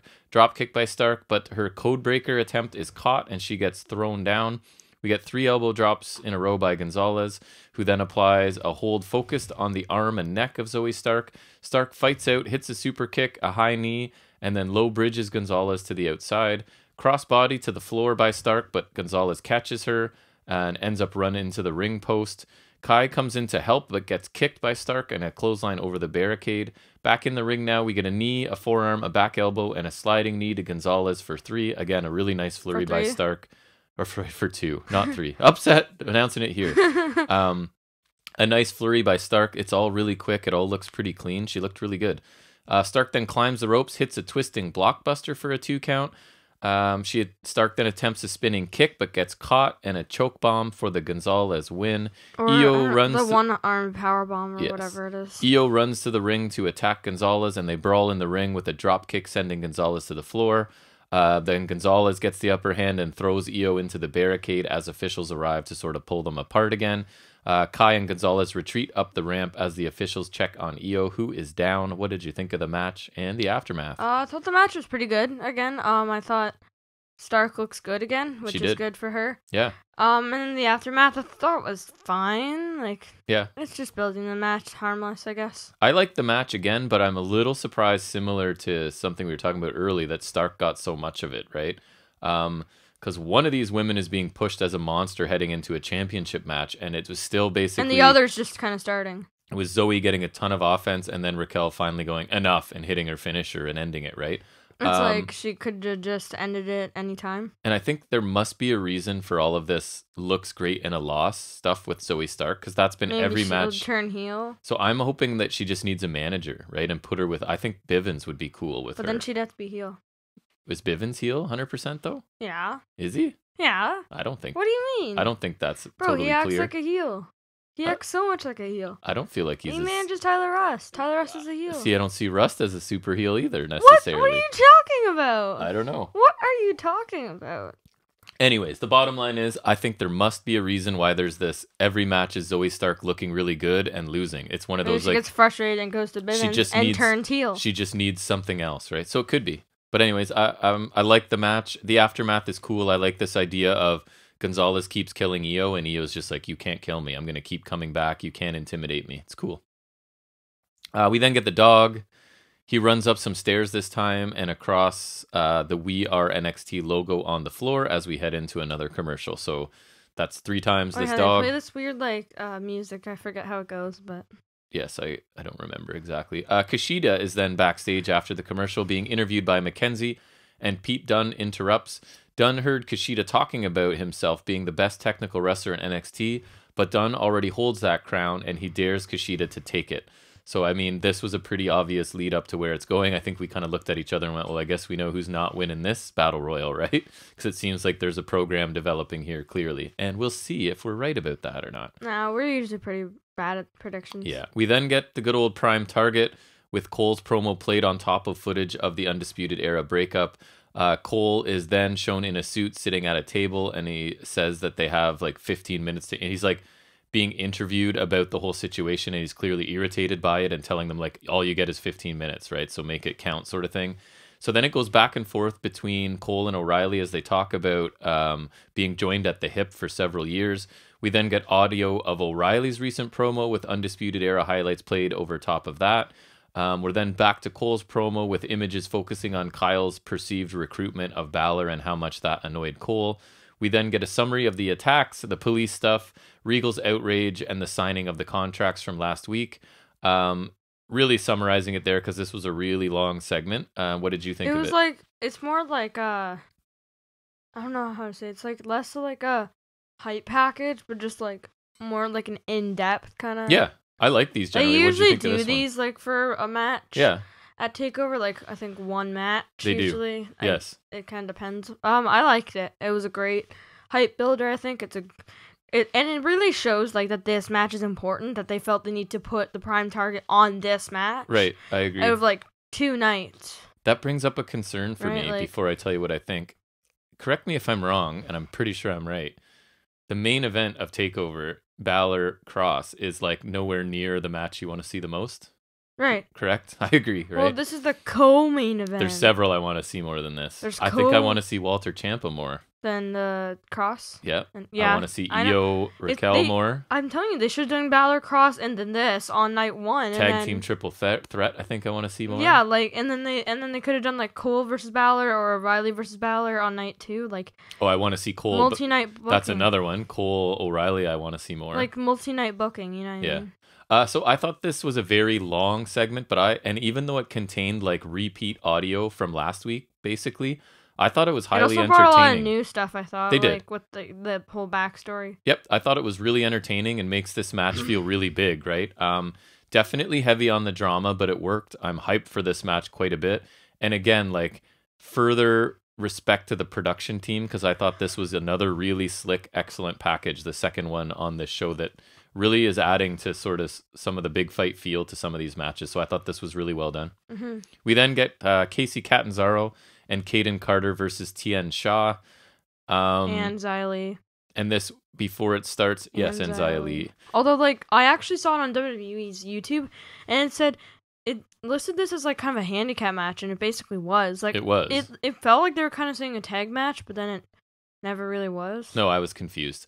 So before it starts, we get another awful sort of push for Peacock by the commentary team. Scan the barcode. And wait, it's a QR code. As the match starts, it's Xia alone as Tien Shaw's just still sitting in her throne type thing at the top of the ramp. I wonder if all soulless 1,000-year-old beings are this lazy. Takes a while to get down there, you know? She didn't even go down. Xia Li gets dominated by the faces and rolls out of the ring at first.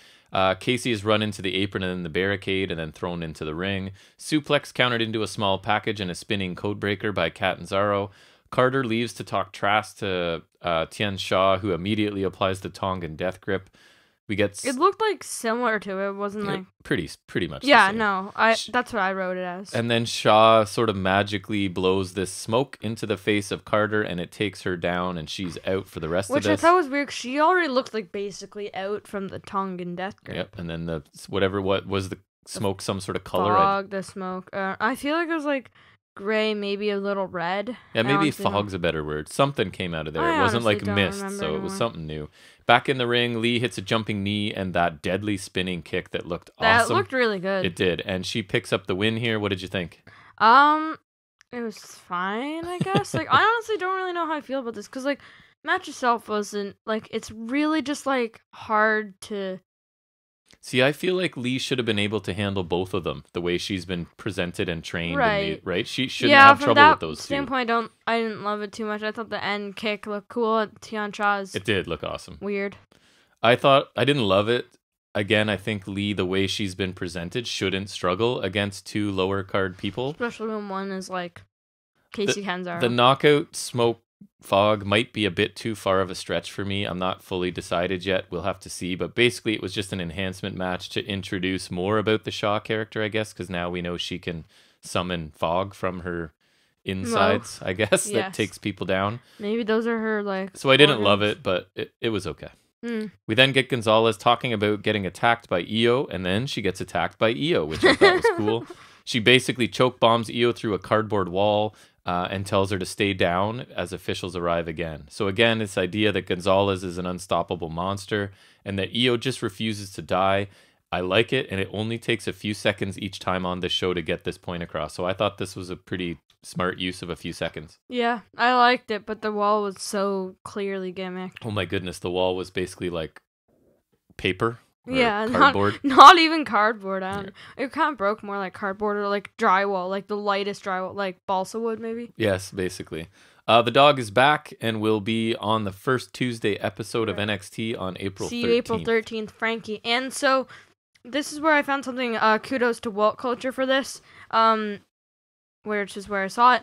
The WWE trademarked the term Frankie Monette, I believe it is. And the dog... Frankie Monet, probably? Monet. Yep. Monet, whatever. And the dog belongs to Taya Valkyrie.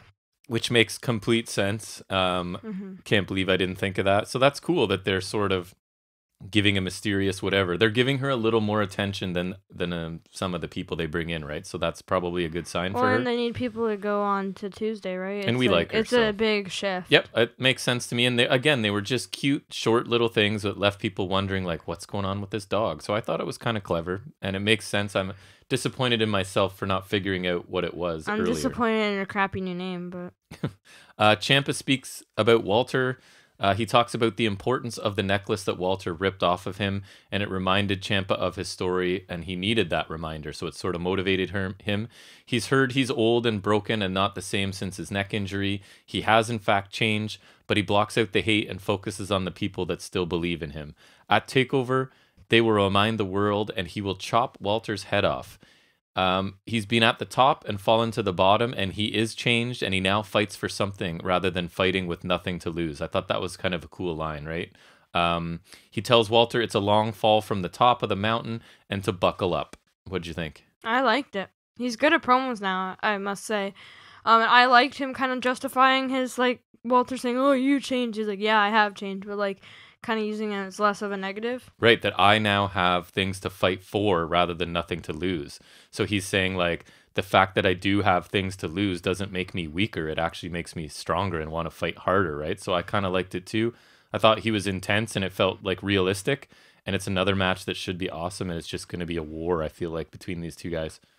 I know, and I'm even though, like, Ciampa's not from the UK at all, I'm still fine with it because it's a good match and can't really complain. I don't think there's any chance Ciampa wins, but I still want to see how they get there. We get another rundown of the Stand and Deliver card for each night, which I won't go over here, but we'll do a preview show at some point before. Yeah, maybe for an Easter special we'll preview. We were saying because like there's so much to preview. Two-night shows. It's basically 4 shows. So we could turn that into a bonus episode and just sort of talk freely. I was thinking we could do an Easter special anyway, so it's an easy way to do that. Yeah, so look for that maybe on Monday at some point. Mm-hmm. We then get a Balor video, and he just says it's always been a matter of time before he and Cross were going to meet again. TakeOver is different, and the rules don't apply to Balor because he's like this TakeOver beast, I guess, is what he's implying. The longer the match goes, I like this. The deeper the water, and that's where Cross drowns. Cross will choke, and Balor will leave as champion. And I thought this was just another really good promo by Balor, who I used to think wasn't a good promo, but now I'm kind of convinced he is. He's gotten so much better. He's perfected his style. And even though I'm not super pumped for this match, it's not Balor's fault. I'm just not super interested in Cross at this point for whatever reason, right? Like he's just not an NXT guy. He needs to lose and go to the main roster. Yeah, honestly, like he was cool when he came, and he's not bad per se, but it's just like I agree. There's just something missing. Yeah, maybe it's just because the injury took him out, and then he just kind of lost his luster. And then I think the Escobar feud, maybe for me, really just kind of cooled him off maybe too much. And not to be nerdy, but I would prefer his work rate, to use that term, was a little bit higher, right? Like he just, when I'm getting Cole and O'Reilly and Balor and Dunn on a regular basis, it's tough to keep up with that, right? We then get commentary team are in the ring to explain the Battle Royal and the Gauntlet to us. You want to run down that again quickly for us? So we've got 11 people now. Oh yeah, Roddy's out. He's gone home. Right. And so basically this Battle Royal will work normal. It's as a Battle Royal. And so the final 6 will be in the Gauntlet Eliminator for night 1 of TakeOver. Right. And so then the match continues, and the elimination order will determine the entry order for the Gauntlet Eliminator. And then the winner of the Gauntlet Eliminator faces Gargano on night 2. Right, so the longer you hang on in this Battle Royal, the better your spot is in the Gauntlet, if you get that far. All right, so Swerve is the first person in, and he's attacked by Leon Ruff as he makes his entrance. So Swerve doesn't even get to the ring, really. He escapes to the floor here as we head to commercial. Pete Dunne makes his entrance after the break, and the ring is already full of the rest of the competitors. So sort of gives you a glimpse into who they care about the most, which is pretty much Pete Dunne here. The commentary team spends a lot of time telling us how Strong is missing, almost to the point where I assumed he was going to come back near the end, right? But anyways, we get standard Battle Royal stuff to start. Nothing really great going on because the ring's full of guys. Atlas is eliminated as Bivens grabs his ankle on the apron and Swerve hits a running kick.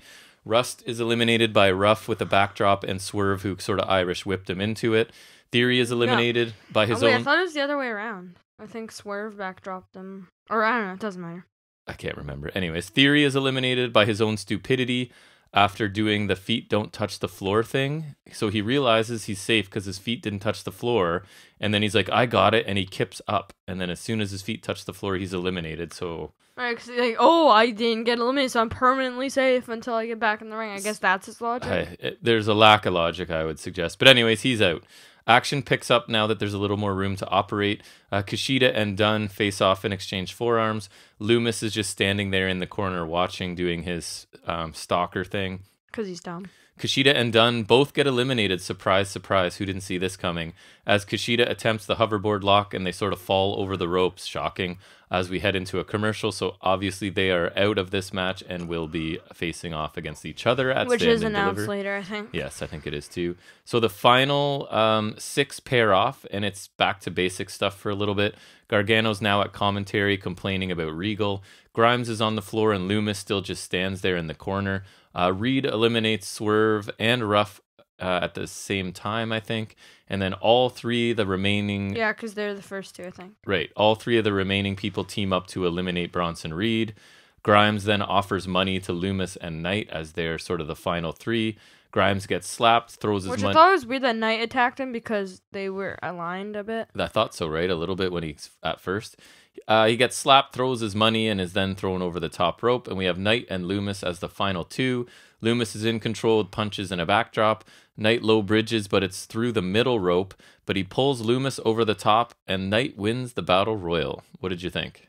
I thought it was fine. So your competitors for, just before I keep going, you got Scott and Ruff, I think, are starting off. That's right. And then LA Knight's got the best spot. That's right. And then we got Loomis and Grimes, who I forget what their spots are. And Reed, sorry. Yeah, so it'll be Loomis is 2, Grimes is 3, Reed is 4.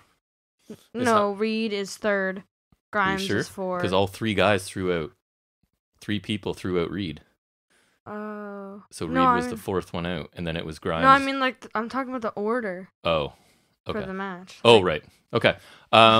So I didn't think wrestling-wise this was spectacular, at all. It wasn't my favorite battle royal, but I didn't mind it.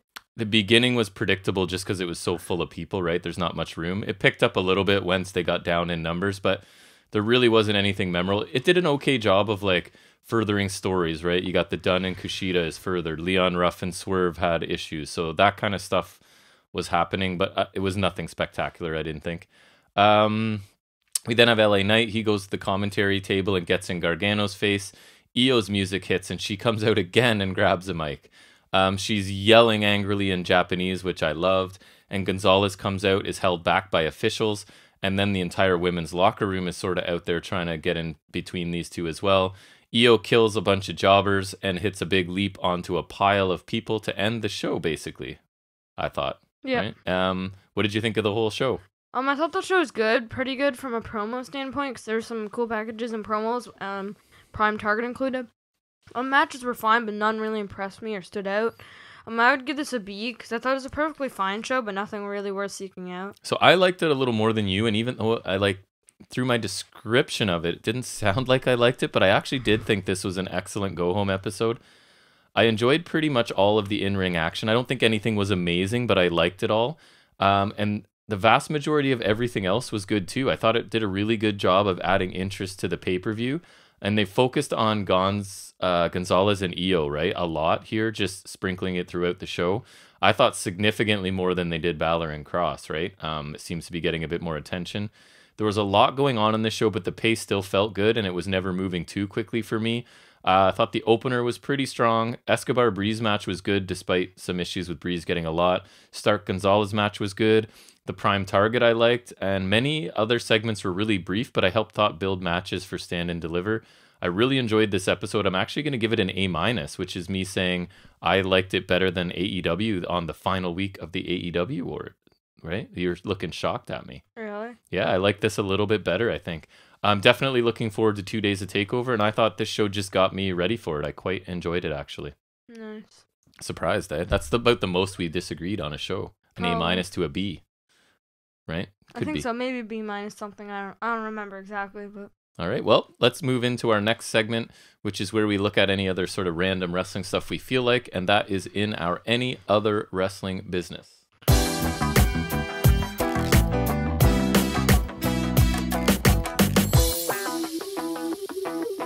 You said you wanted to start out with something? Yeah, I just got some main roster tidbits. So you already covered the Cruz Nigerian drum fight, right. which I also had. So Hurt Business officially splits on Raw, and Lashley also defeated Shelton Benjamin 1-on-1. And this is something that has been talked about a lot. Like, nobody understands this decision, right? Like, this group was cool. It's one of the only cool things on main roster that I was actually like kind of keep paying attention to. And it's done, and I don't understand. And I think Shelton sort of tweeted today or yesterday something implying like he's shocked and doesn't understand either. Like, this was Batista. Yeah, I don't understand what the deal was, but I'm surprised and disappointed. Drew McIntyre defeats Ricochet, who's back to wearing the long tights. Yeah. Great. And then Mustafa Ali, as well as superstars, were trying to claim the bounty set by Bobby Lashley. And then Baron Corbin attacks Drew McIntyre afterwards and helps Bobby Lashley beat him down. Gross. So, woo-hoo-hoo. Corbin's involved. Yay. Nice. Yeah. They're back together. Remember, they formed that horrible team, which was just made to lose to the Shield. Right. And Shayna Baszler continues to lose. This upset you. She lost to freaking Natalya. Dude, Natalya's one of the greatest women's wrestlers of all time, they'll tell you. Shayna Baszler's way better. I know. Natalya, we've talked about this. Sucks. For me, Natalya is a woman who knows some holds and moves, but that does not mean she's a good wrestler. And back when somebody that knew holds and moves was significantly better than the rest of the women's roster, she looked good. But now you've got like Sasha Banks, Bayley, who Becky can really Lynch, wrestle. I think Natalya's Baszler, Charlotte Flair even. And Natalya's not young anymore. And Baszler's awesome, but anyway. So that's dumb. And Daniel Bryan defeated Jey Uso in a street fight. I don't really care. Yeah. All right. Well, I don't need to cover Ring of Honor this week because I already did earlier in the week, but suffice it to say, it was one of my least favorite Ring of Honor episodes. I gave it a D+, just to quickly tell you. Just a couple matches that didn't really matter and no reference to their major pay-per-view. So clearly this was recorded before. Taped, right? Yeah, okay. So it was no follow-up on the pay-per-view that just happened, which was a bit disappointing, so I didn't enjoy it. But we can definitely talk about some Impact Wrestling, which I did for sure watch as well this week. So let's talk about that now. The show starts with a recap of Eddie Edwards and Carl Anderson in the main event, along with the Finn Juice promo and the Omega Callis segments from last week. And then the show really starts, and Stryker reminds us that we are just a week away from Hardcore Justice, another Impact, whatever they want to call it, special. Enjoy. Yeah. Havoc and Nevaeh's music hits as Stryker talks about it, and we're straight into our first match of the week, and that is Havoc and Nevaeh versus Fire and Flava for what feels like the 20th time, because I don't know if there's any other tag teams in this division. Right. So commentary is trying to tell us that everyone is talking about Havoc and Nevaeh and their situation, which isn't true at all. I like pretty much everyone in this match to a certain extent, but it feels like we've seen this so many times. And again, I'm not sure if there are any other teams available. So Havoc starts out by overpowering Kiera with high impact moves before tagging in Nevaeh for some backbreaker clothesline tandem offense. Nevaeh stays in control of Kiera, lands a low drop kick and makes another tag. Double team clothesline to Hogan in the corner, and Kiera finally escapes through Havoc's legs to make the tag to Steels. Steels and Hogan isolate Havoc for quite a while in the mid part of this match, make frequent tags. Hogan hits her signature running boot for 2, which looks good, where she basically does a lap of the ring and kicks someone in the face in the corner. Nevaeh finally tags in and dominates Fire and Flava with a series of power moves. We get a blind tag and a big sit-out powerbomb by Havoc to Tasha Steels for a 2 count. All 4 in the ring now, and it ends with Fire and Flava hitting the swinging neckbreaker splash combination for the win.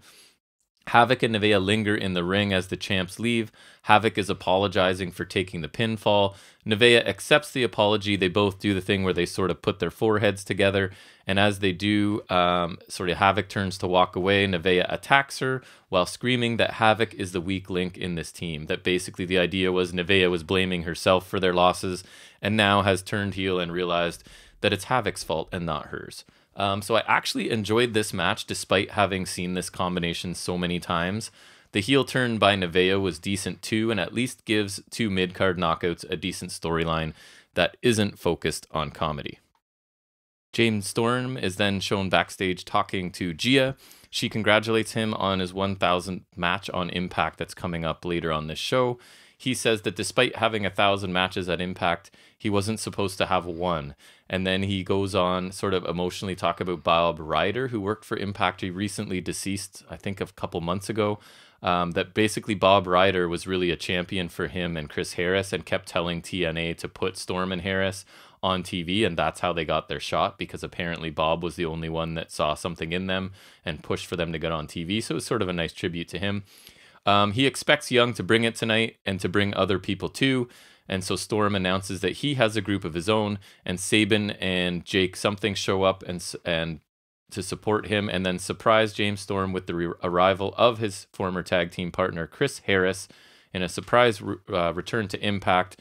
So he and Storm basically stand face to face, and it's sort of like a tease of are they still friends, and then they hug each other and the group leaves. So that was kind of a cool little surprise. They back in the day were a fantastic tag team, one of the all-time tag teams in TNA/Impact. I was a big fan of them. And then do you remember Chris Harris going to WWE? Braden Walker. Right, because he was this big, strong-looking guy who would fit right in with WWE. They thought he was a can't-miss prospect, blah, blah, blah, and then he went over there and did nothing, right? It was just a waste. Right. So Deonna Purrazzo and Susan are talking to Gia, and Susan is mad about Jazz hurting Kimber Lee and says Jazz deserved more than she got. Jazz then quickly attacks and leaves Susan lying on the floor.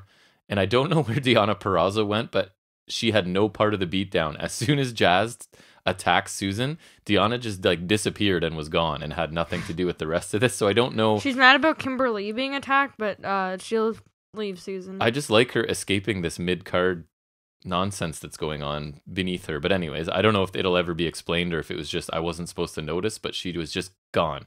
We then get Sami Callihan versus Larry D, and it's straight to strikes and chops from both men. Sami's in control early until Larry D catches a sloppy suicide dive and runs Sami into the apron, then picks him up and drops him on top of it.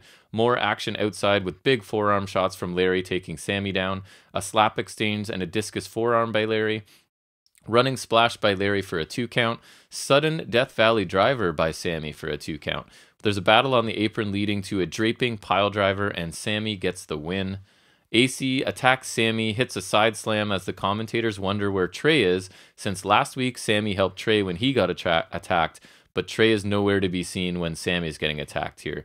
Sami is then shown laughing and clapping, and Stryker says that Trey, this annoyed me, Trey must have just shown Sami that he's not soft, and I'm lost how the commentary team is so confident in the immediate interpretation of a smile and a clap. So they immediately assumed, oh, he's smiling and clapping because he's happy that Trey didn't come to get him, because that's proof that Trey is passionate and not, I don't know, I guess, but this seemed really far to me. They are suddenly inside the head of Sami Callihan and telling me his motivations, right, which I didn't get. And sometimes they're clueless. Seemed like really forced commentary that didn't help. Anyways, regarding this match, every now and then I see Larry D in a match and I think he's actually pretty good. And this was actually one of them. He moved really well. His strikes looked really stiff. He controlled a significant portion of this match, more than I thought he would. And I enjoyed this far more than I thought I would. It was really just to further the Sami Trey storyline, which is fine. But Larry looked really good here. And I think maybe AC Romero is holding him back a little bit, because Larry looked like a big, hard-hitting big man in this match, even though it was quick and he lost. We're then shown highlights of Finn Juice fighting in Japan with sound bites of people saying Impact Tag Team Champions, right? So it's just them going about their business with any time any commentator or person said Impact Wrestling, a soundbite of that over top. It actually looked kind of cool, and I thought it was effective reminding us who the champs are and sort of showing us quickly what they're doing with those belts overseas. We then move straight to Don Callis, Kenny Omega, and the Good Brothers on couches backstage. And this is what I was telling you, it was sort of strange to watch Dynamite, because Dynamite technically takes place after this, right? And Omega's interactions with the Good Brothers on these two shows is very different, because you're going to see on this one, on Impact, Kenny basically wants almost nothing to do with the Good Brothers because they no longer are champions. And his whole thing is, right, he's a belt collector, whatever, he's going to hang out with champions. So that wasn't the case on Dynamite. It seemed like they're just buddies like they always were, right? But on Impact, right, it's kind of like the Good Brothers are sort of out of the good books of Omega, and you can tell very easily. So it's strange. But anyways, for this segment, it's kind of like they're not really communicating. It's not really like there's continuity. Well, I think they kind of know. There's people don't watch both, right? Like a lot of people just watch Dynamite and then never watch this sort of thing. And Dynamite, if you've noticed, they don't really acknowledge what's going on Impact, right? Like Impact, every week there's AEW on there saying, here's what's coming up. Here's all the amazing feuds going on. Impact does not get that opportunity going the other way, right? So anyways, they're all sitting in front of a TV, and I asked the question, what? They're exposing the business. Wrestlers can sit and watch TV sitting down and facing the screen. WWE has taught us that they need to be standing right in front of the TV, but at a horribly awkward angle, right? So this is news that wrestlers can sit down and watch TV like normal people. Right? I always thought they had to stand like a foot away, but like at a weird angle. So anyways, I'm joking, obviously, because of the way WWE presents wrestlers backstage watching matches looks ridiculous. So they are watching the Finn Juice hype video just like we all did. Callis and Omega are impressed, and they actually think Finn Juice have improved. And they say they can see what all the fuss is about it, as Good Brothers are sort of sitting there awkwardly, right? As these guys are kind of putting over their bitter rivals. Good Brothers say they aren't impressed, and Callis points out that Finn Juice have the titles, then tries to play it off like he's just having fun, right? Well, he's kind of like, they do have the titles, and he's like, oh, I'm just having fun with you, right? Callis then suggests they watch the One-Winged Angel video again, and Anderson says they've seen it 8 times already. Callis asks what's wrong with them and says that it's business, not friends, and they don't have the belts anymore, so Omega whispers an idea to Callis, who whispers it to the Good Brothers, who leave as Kenny talks about what a great secret he just whispered.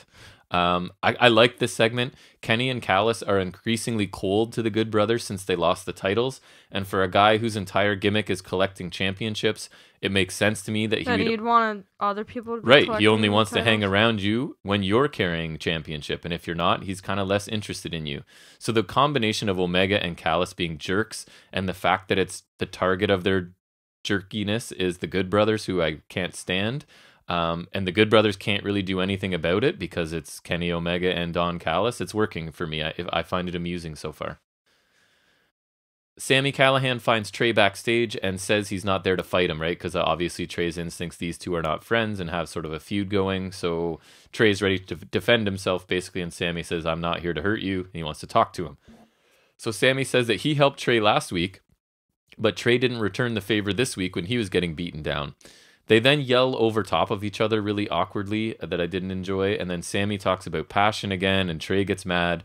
Sami tells him to use that anger, and he can be the best. Sami then offers to mentor Trey to carry Impact into its next lifespan. Sami is going to go to Scott D'Amore for a tag match next week against Triple XL, and he's going to request Trey as his partner, and he's going to hope that Trey shows up to be his partner. Trey says no, but Sami tells him to think about it for the week and then leaves. I thought Sami was really, really good here, and there was no teleporting or hacking or him using his cell phone for anything. So the parts of him that I've disliked were gone, and his character work and his mic work here, which are really good, were focused on. I didn't think Trey was. He really does need Sami's help, I think, because Trey thinks being angry and yelling equals passion, right? So that's his only thing, is to show he's passionate, is to get angry and yell right away, and that's not really working for me. Sami, on the other hand, is intense and comfortable in his role, has it nailed, I think, and can really actually in real life help Trey with his character. So I really enjoyed half of this, and Trey, he's just sort of pulling Trey along with him, and hopefully Trey gets better. We then get Brian Myers versus Suicide. You look like you're going to fall asleep. You okay? Yeah. Striker and D'Lo use the opening minutes of the match to talk about the history between Cardona and Myers. Rather than calling any of the action, it was annoying. For like the first couple minutes, it's just a match going on. If you look away, you're screwed. Then. Well, yeah, these guys talk about Cardona and Myers. Myers is in control until there's palm strikes and a shotgun kick from Suicide. Super kick and a Falcon Arrow by Myers for a 2 count. Brief flurry by Suicide, but a flatliner and the roster cut, which is what he calls his clothesline, which actually looked okay. He kind of set it up and ran out of the corner this time, and it looked a little better. He then speaks after the match. That's Myers I'm talking about. He says he sees through Matt Cardona's challenge and says that Cardona just wants the rub that would come from wrestling the most professional wrestler, and he won't do that for Cardona, and the challenge is denied. So this was basically a squash match. The roster cut, the clothesline actually looked pretty good this week, so that's a strong point. And I liked Myers. I liked his promo here. He needs a win, so I'm fine with picking up a win. I liked his rationale, right? He's basically saying, you followed me here, and now you want to, like, get an advantage from, like, get a rub from working with me because I'm the best, right? So it says he's basically so great that even being in the ring with Myers would help Cardona's career, and he doesn't want to help him at all. So I kind of like that rationale. It worked for me. I'm kind of liking Myers lately, actually. Jazz approaches Tommy Dreamer backstage and wants to get her hands on Deonna Purrazzo. They sort of harken back to the ECW days and make a title versus career match against Deonna Purrazzo at Hardcore Justice, is it called? Yes. I have no interest in this, and Purrazzo better win because then Jazz can be done and move on. And I can't see Jazz with the belt right now or Purrazzo losing, but you never know, I guess. So I assume Jazz is going to lose because this was her sort of doing a favor for Jordan Grace and coming back, right, was the story. So we'll see what happens. You're nodding, yes? Okay. Mm-hmm. We then get Tony and Tony paid AEW segment promoting this week's Dynamite. They talk about Omega soon being the champion on Impact and say that Omega is a pain in the butt. So it's basically Tony Khan saying he's going to be the champion of your promotion, and then you're going to see dealing with him sucks because Kenny Omega is a pain. Khan says he controls the wrestling world and all of Kenny's bookings have to go through him. So now Khan is sort of moving away from just being himself and playing a character. I'm enjoying it less. He's just, I don't know if you saw that. Did you see this at all? No? No. He's basically yelling and hyped up like he's an 80s wrestler the entire time. And he's literally out of breath by the time he's done and throws it to Shivani. It's a little too much for me. And it's a shame because these segments were funny when they started, right? And now it's like Khan has heard that people are like saying they're getting kind of boring. So he tried to like overcompensate and make this memorable. But it was him like just reminding you of like some 80s guy possibly on some sort of stimulant just ranting and raving in his promo. I was not a big fan. He's like on something. Yeah, it's what it felt like. I think that might be the character he's even trying to portray. I'm not sure. I guess we'll see where it goes. Then it's my favorite segment of every Impact. It's Swingers Palace time. Wrestle House. Yeah, basically. And I was shocked at who shows up in Swingers Palace. Who would you guess? Who does not belong there at all ever? Rich Swann. No, but close. Anyway, Swinger and Bravo talk about all the money they're making. Johnny Bravo? And Bravo he's always there, wants to use the bathroom, but Swinger refuses to let him, saying, what if a customer comes in when you go to the bathroom and hands him a solo cup, which I think is a timely reference to the whole Amazon issues right now, the idea that their employees, right, don't even get time to take breaks. They're tracked so closely. They're basically peeing in bottles and things, I think was the reference here. I did not know that. And guess who walks in? Kenny Omega and Don Callis. Oh, okay. And I even wrote, no, in exclamation mark. Callis heard that Swinger is taking bets on the Omega Swan match, and he wants to know what the odds are. Swinger says the odds are even, and Omega is annoyed by this, obviously, because he thinks he should be the favorite. Callis shows Swinger the one-winged angel video on his phone, which is a recurring theme on this, and Swinger agrees to change the odds, I think at least, before Callis places a $20,000 bet on Omega. So here's the thing, I must have missed something, because the way it looked to me is Callis negotiated himself into worse odds to bet on Omega. Wait. He should have put the $20,000 on it when it was 1-1, even money.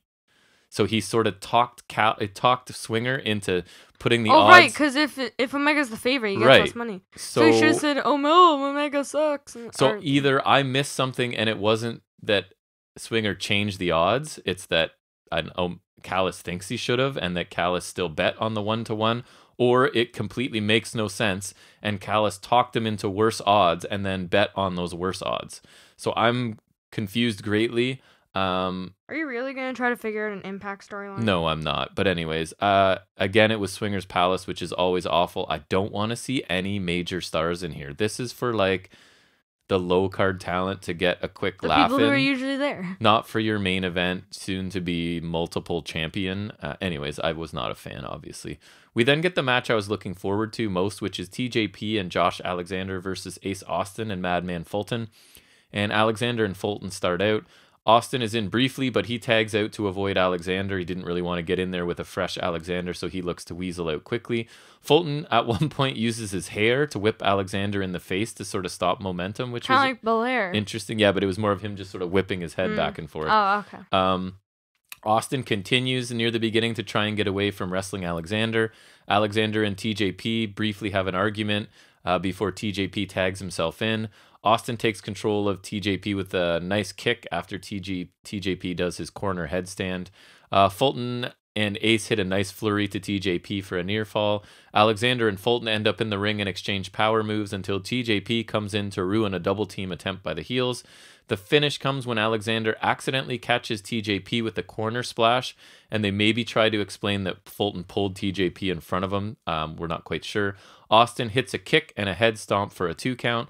Alexander gets Austin in a fireman's carry, and TJP blind tags and hits a Mamba splash after Alexander slams Austin. Just like a frog splash, basically. Alexander and TJP argue over the pin, because I think the idea is they're arguing to begin with, and I don't think Alexander noticed that TJP tagged in, so they're arguing over who the legal man is. The ref is trying to explain to Alexander that TJP is in fact legal, and obviously as this is going on, Austin rolls up TJP for the win. I was kind of disappointed in this. This was the match I was really looking forward to, and it did get a fair amount of time, and I think everybody but Fulton in this match are pretty amazing.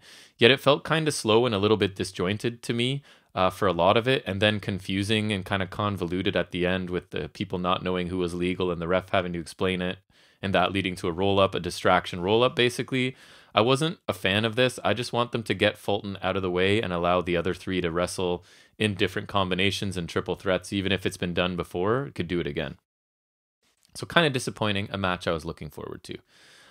Callis then approaches Willie Mack backstage, and Callis is condescending and manipulative as usual. He wants to show Mack the one-winged angel video since Mack is good friends with Rich Swann. Swann shows up and Callis tells him he's great in the video. I thought that was pretty funny. And that Kenny can't wait to kick out of Swann's finisher, also kind of funny. Swann takes a long, awkward time to say that if Callis wasn't his boss, then he would slap him. Callis says, fine, for the next 10 minutes, I'm not your boss, and he takes off his sunglasses, which Willie Mack sort of pops for. And Omega, of course, and Good Brothers show up and attack, and they brawl. And then I noticed Eddie Edwards is somehow there to even out the numbers, and the heels eventually retreat. So this started off pretty great with the interaction between Mack and Callis was really good. Swann's mic work in response, I thought this week, and I know I'm critical of him on the mic, I actually thought it was so bad that I was wondering why they didn't go back and do it again, right? It's a recorded segment backstage. You have the power to go cut, do it again. Is the show not taped? It might be. I think it is, right? There's no reason for it to be live. There's no crowd or anything. So I thought Swann was really bad here. The brawl to end was nothing special. We then have Rohit approaching Hernandez, and he's pitching a tag team, a name for their tag team, because I think they wrestled on BTI before Impact. And he suggests they name it the Impact, the ILX, the Indian Latin Exchange. Hernandez says that they're not friends or partners, and unless Rohit has money to pay him, he has no interest in helping Rohit. I don't want Rohit in a tag team with Hernandez, so I hope this is just a one and done singles match, right? That it's more like just a quick match for Rohit and Hernandez because they can't get along. I don't want any prolonged storyline with Rohit, who I think is awesome, and Hernandez, who I think is not at this point. Violent by Design video with Eric Young talking about James Storm and his 1000th match. Young tries really hard here, but this felt like they just shoehorned in, right? Like, it's not something they would normally talk about. It's like, hey, you have a match, so talk about this. And it's sort of bordered on like an EC3 type promo where he's using lots of words but not really saying very much. It felt kind of awkward and like they shoehorned this storyline in here this week.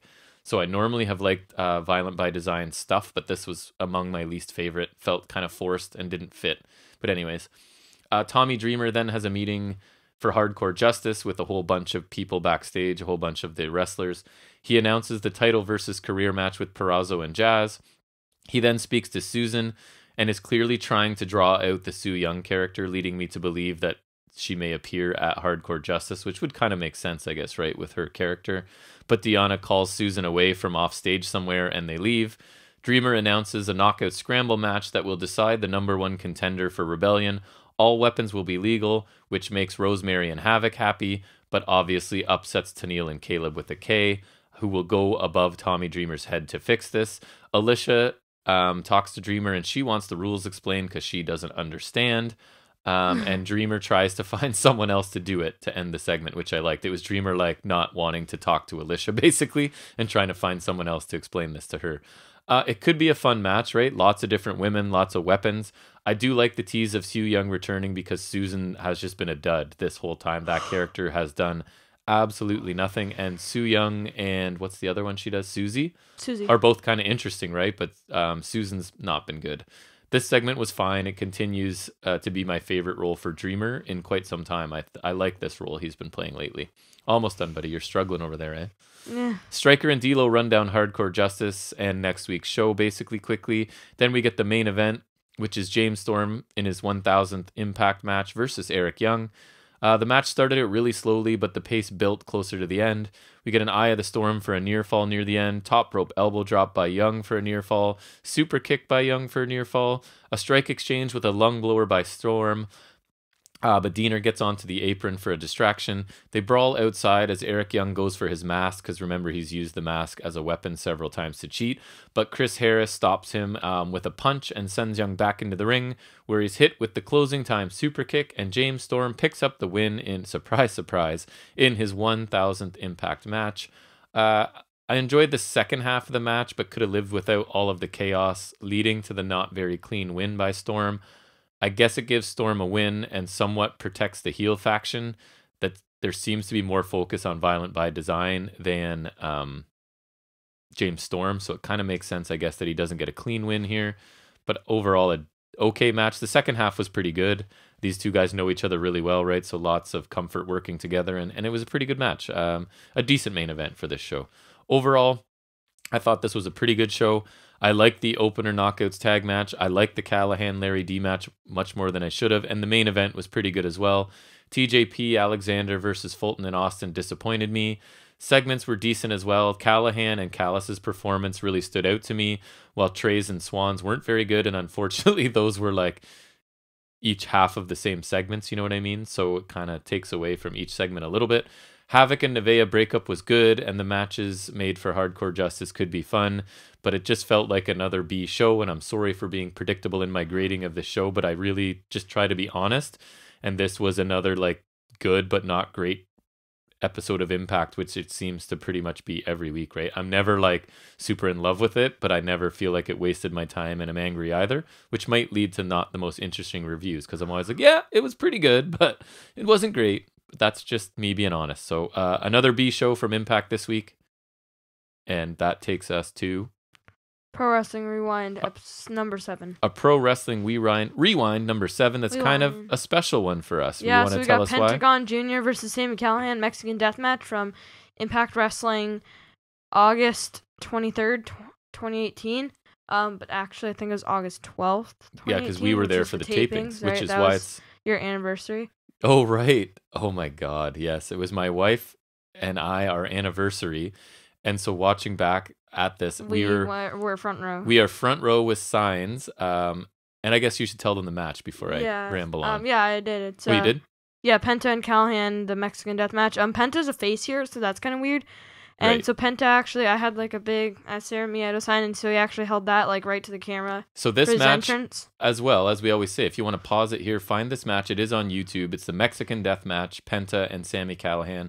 We are front row, right at the corner of where the ramp comes down, and we are holding. My wife always makes these great signs. We've learned, we're veterans now. You do a fluorescent color with just simple black writing, pops the best.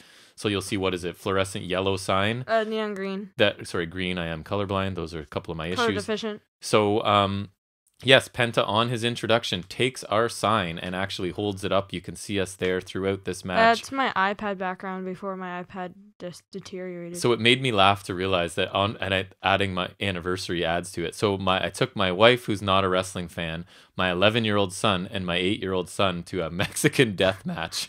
In my defense, it's not the most extreme match, but still. In my defense, I don't even think they promoted that, as they really didn't know what it was, because we were there for one taping, but it's like 2 episodes of Impact, 2 or right? 3. Like I think one taping is like a month, maybe. So we really or didn't. A couple weeks, we really didn't know what we were walking into. But long story short, I think I've told it before. We got our seats upgraded, right?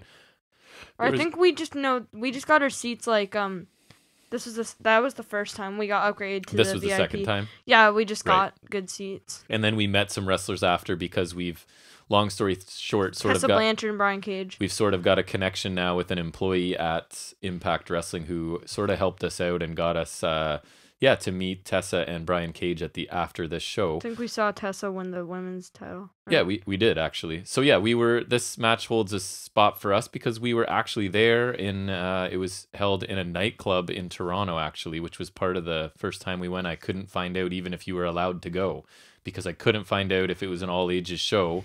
Remember, that was part of the issue with Impact. They would never get back to me when I would inquire. I called the actual venue and they couldn't tell me because this is Rebel nightclub in Toronto, right? And basically, long story short, that led to me complaining a bunch to Impact and meeting the young lady who's Ashley, lovely to us. Hi, Ashley. So she kind of takes care of us when Impact are in town. Hopefully, she's still working there. And then we went to a third taping at like way later, but that was at Santino Morella's Battle Arts Academy, I think it is, right? And Ashley was there again. She didn't think she was going to be, but she was, remember? So it's always nice to see her. But anyway, so yes, we're at ringside for this match. You can see us there. We've never shown our appearance on the podcast, but people can get a look at us there. Well, you 3 years ago, right? Yeah, just like a little bit. And I think this was the one where the people behind me were complaining because I was standing. And I was like, it's the main event and it's a Mexican death match and you want me to just quietly sit down? Right? Right, like stand. You have legs. Yeah, I think that's what I said. You guys can stand too, you know? Right, like... So anyways, talk about match it. starts. They both immediately grab steel chairs from the outside and they kind of have a chair fight until they both kind of hurt their hands. Pump kick by Callahan, sling blade by Penta, who's going by Pentagon Jr., but who cares? We'll just call him Penta. It's easy.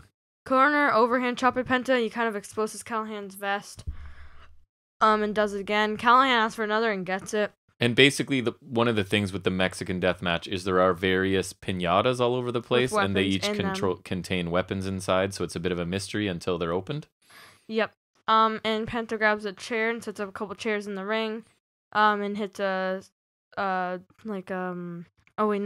he hits Domagiri and sets up Callahan on top turnbuckle, but Callahan counters and powerbombs him through the chairs for 2. Penta sets up the chairs, Sammy powerbombs him through them. Yes. Callahan leans a table on the ringside barricade. Penta avoids a suplex and hits a tope con heel to put Callahan through the table. Yeah, and it wasn't the best, right? Because it's almost like Penta took a little more of the table, I think, on that first spot.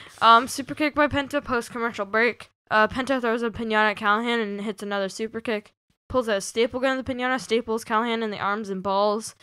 Then he staples his hat to his head and rips it off. Yeah, as my 8-year-old son is front row. Awesome. Right, yes.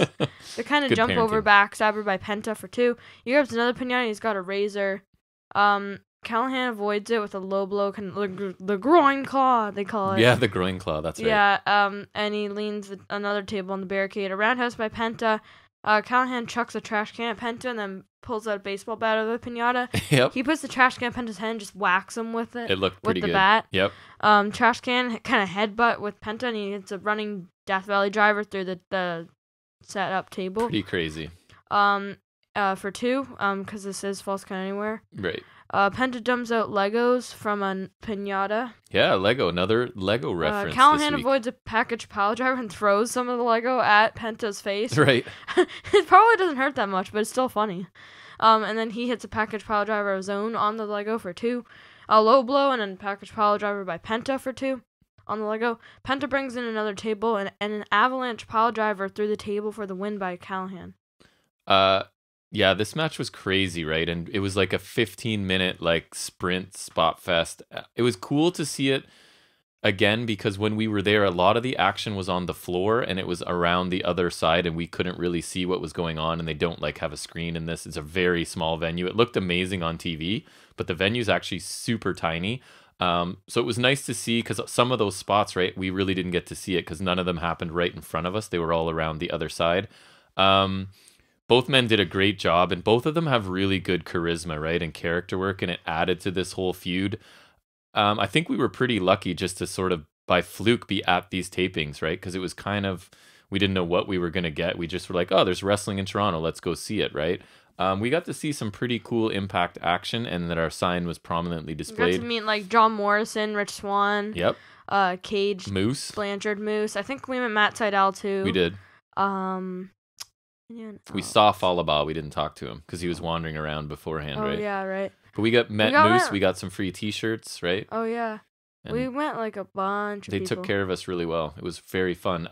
So this match won't be for everybody, right? Because it is like weapons and stuff right off the bat. It doesn't take long to get into it. But if you like that kind of stuff, it is a fun 15-minute sprint of just spots. What did you think? Yeah, I love it. It's nostalgic for me, even though it's not super old. Right. But I remember being there and enjoying it, and I enjoyed it still watching it back. It's full of great moves and spots, and it's a fun sprint, like you said.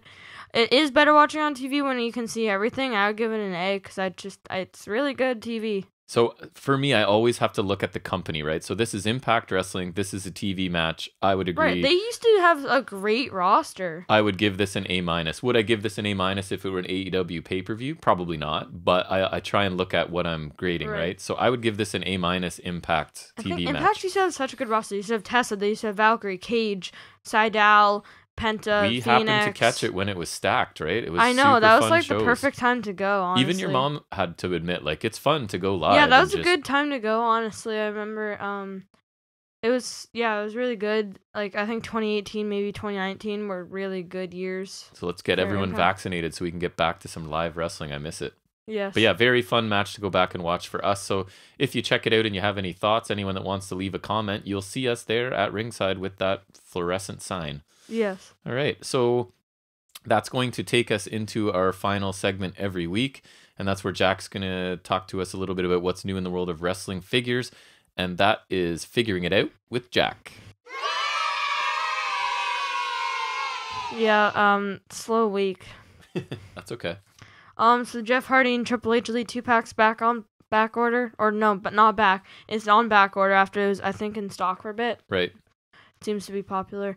Then AEW Unrivaled 2 is on back order, but no, I don't even think it's on back order, but it's full in stock because Lucha Bros and Jon Moxley are back and available. Nice.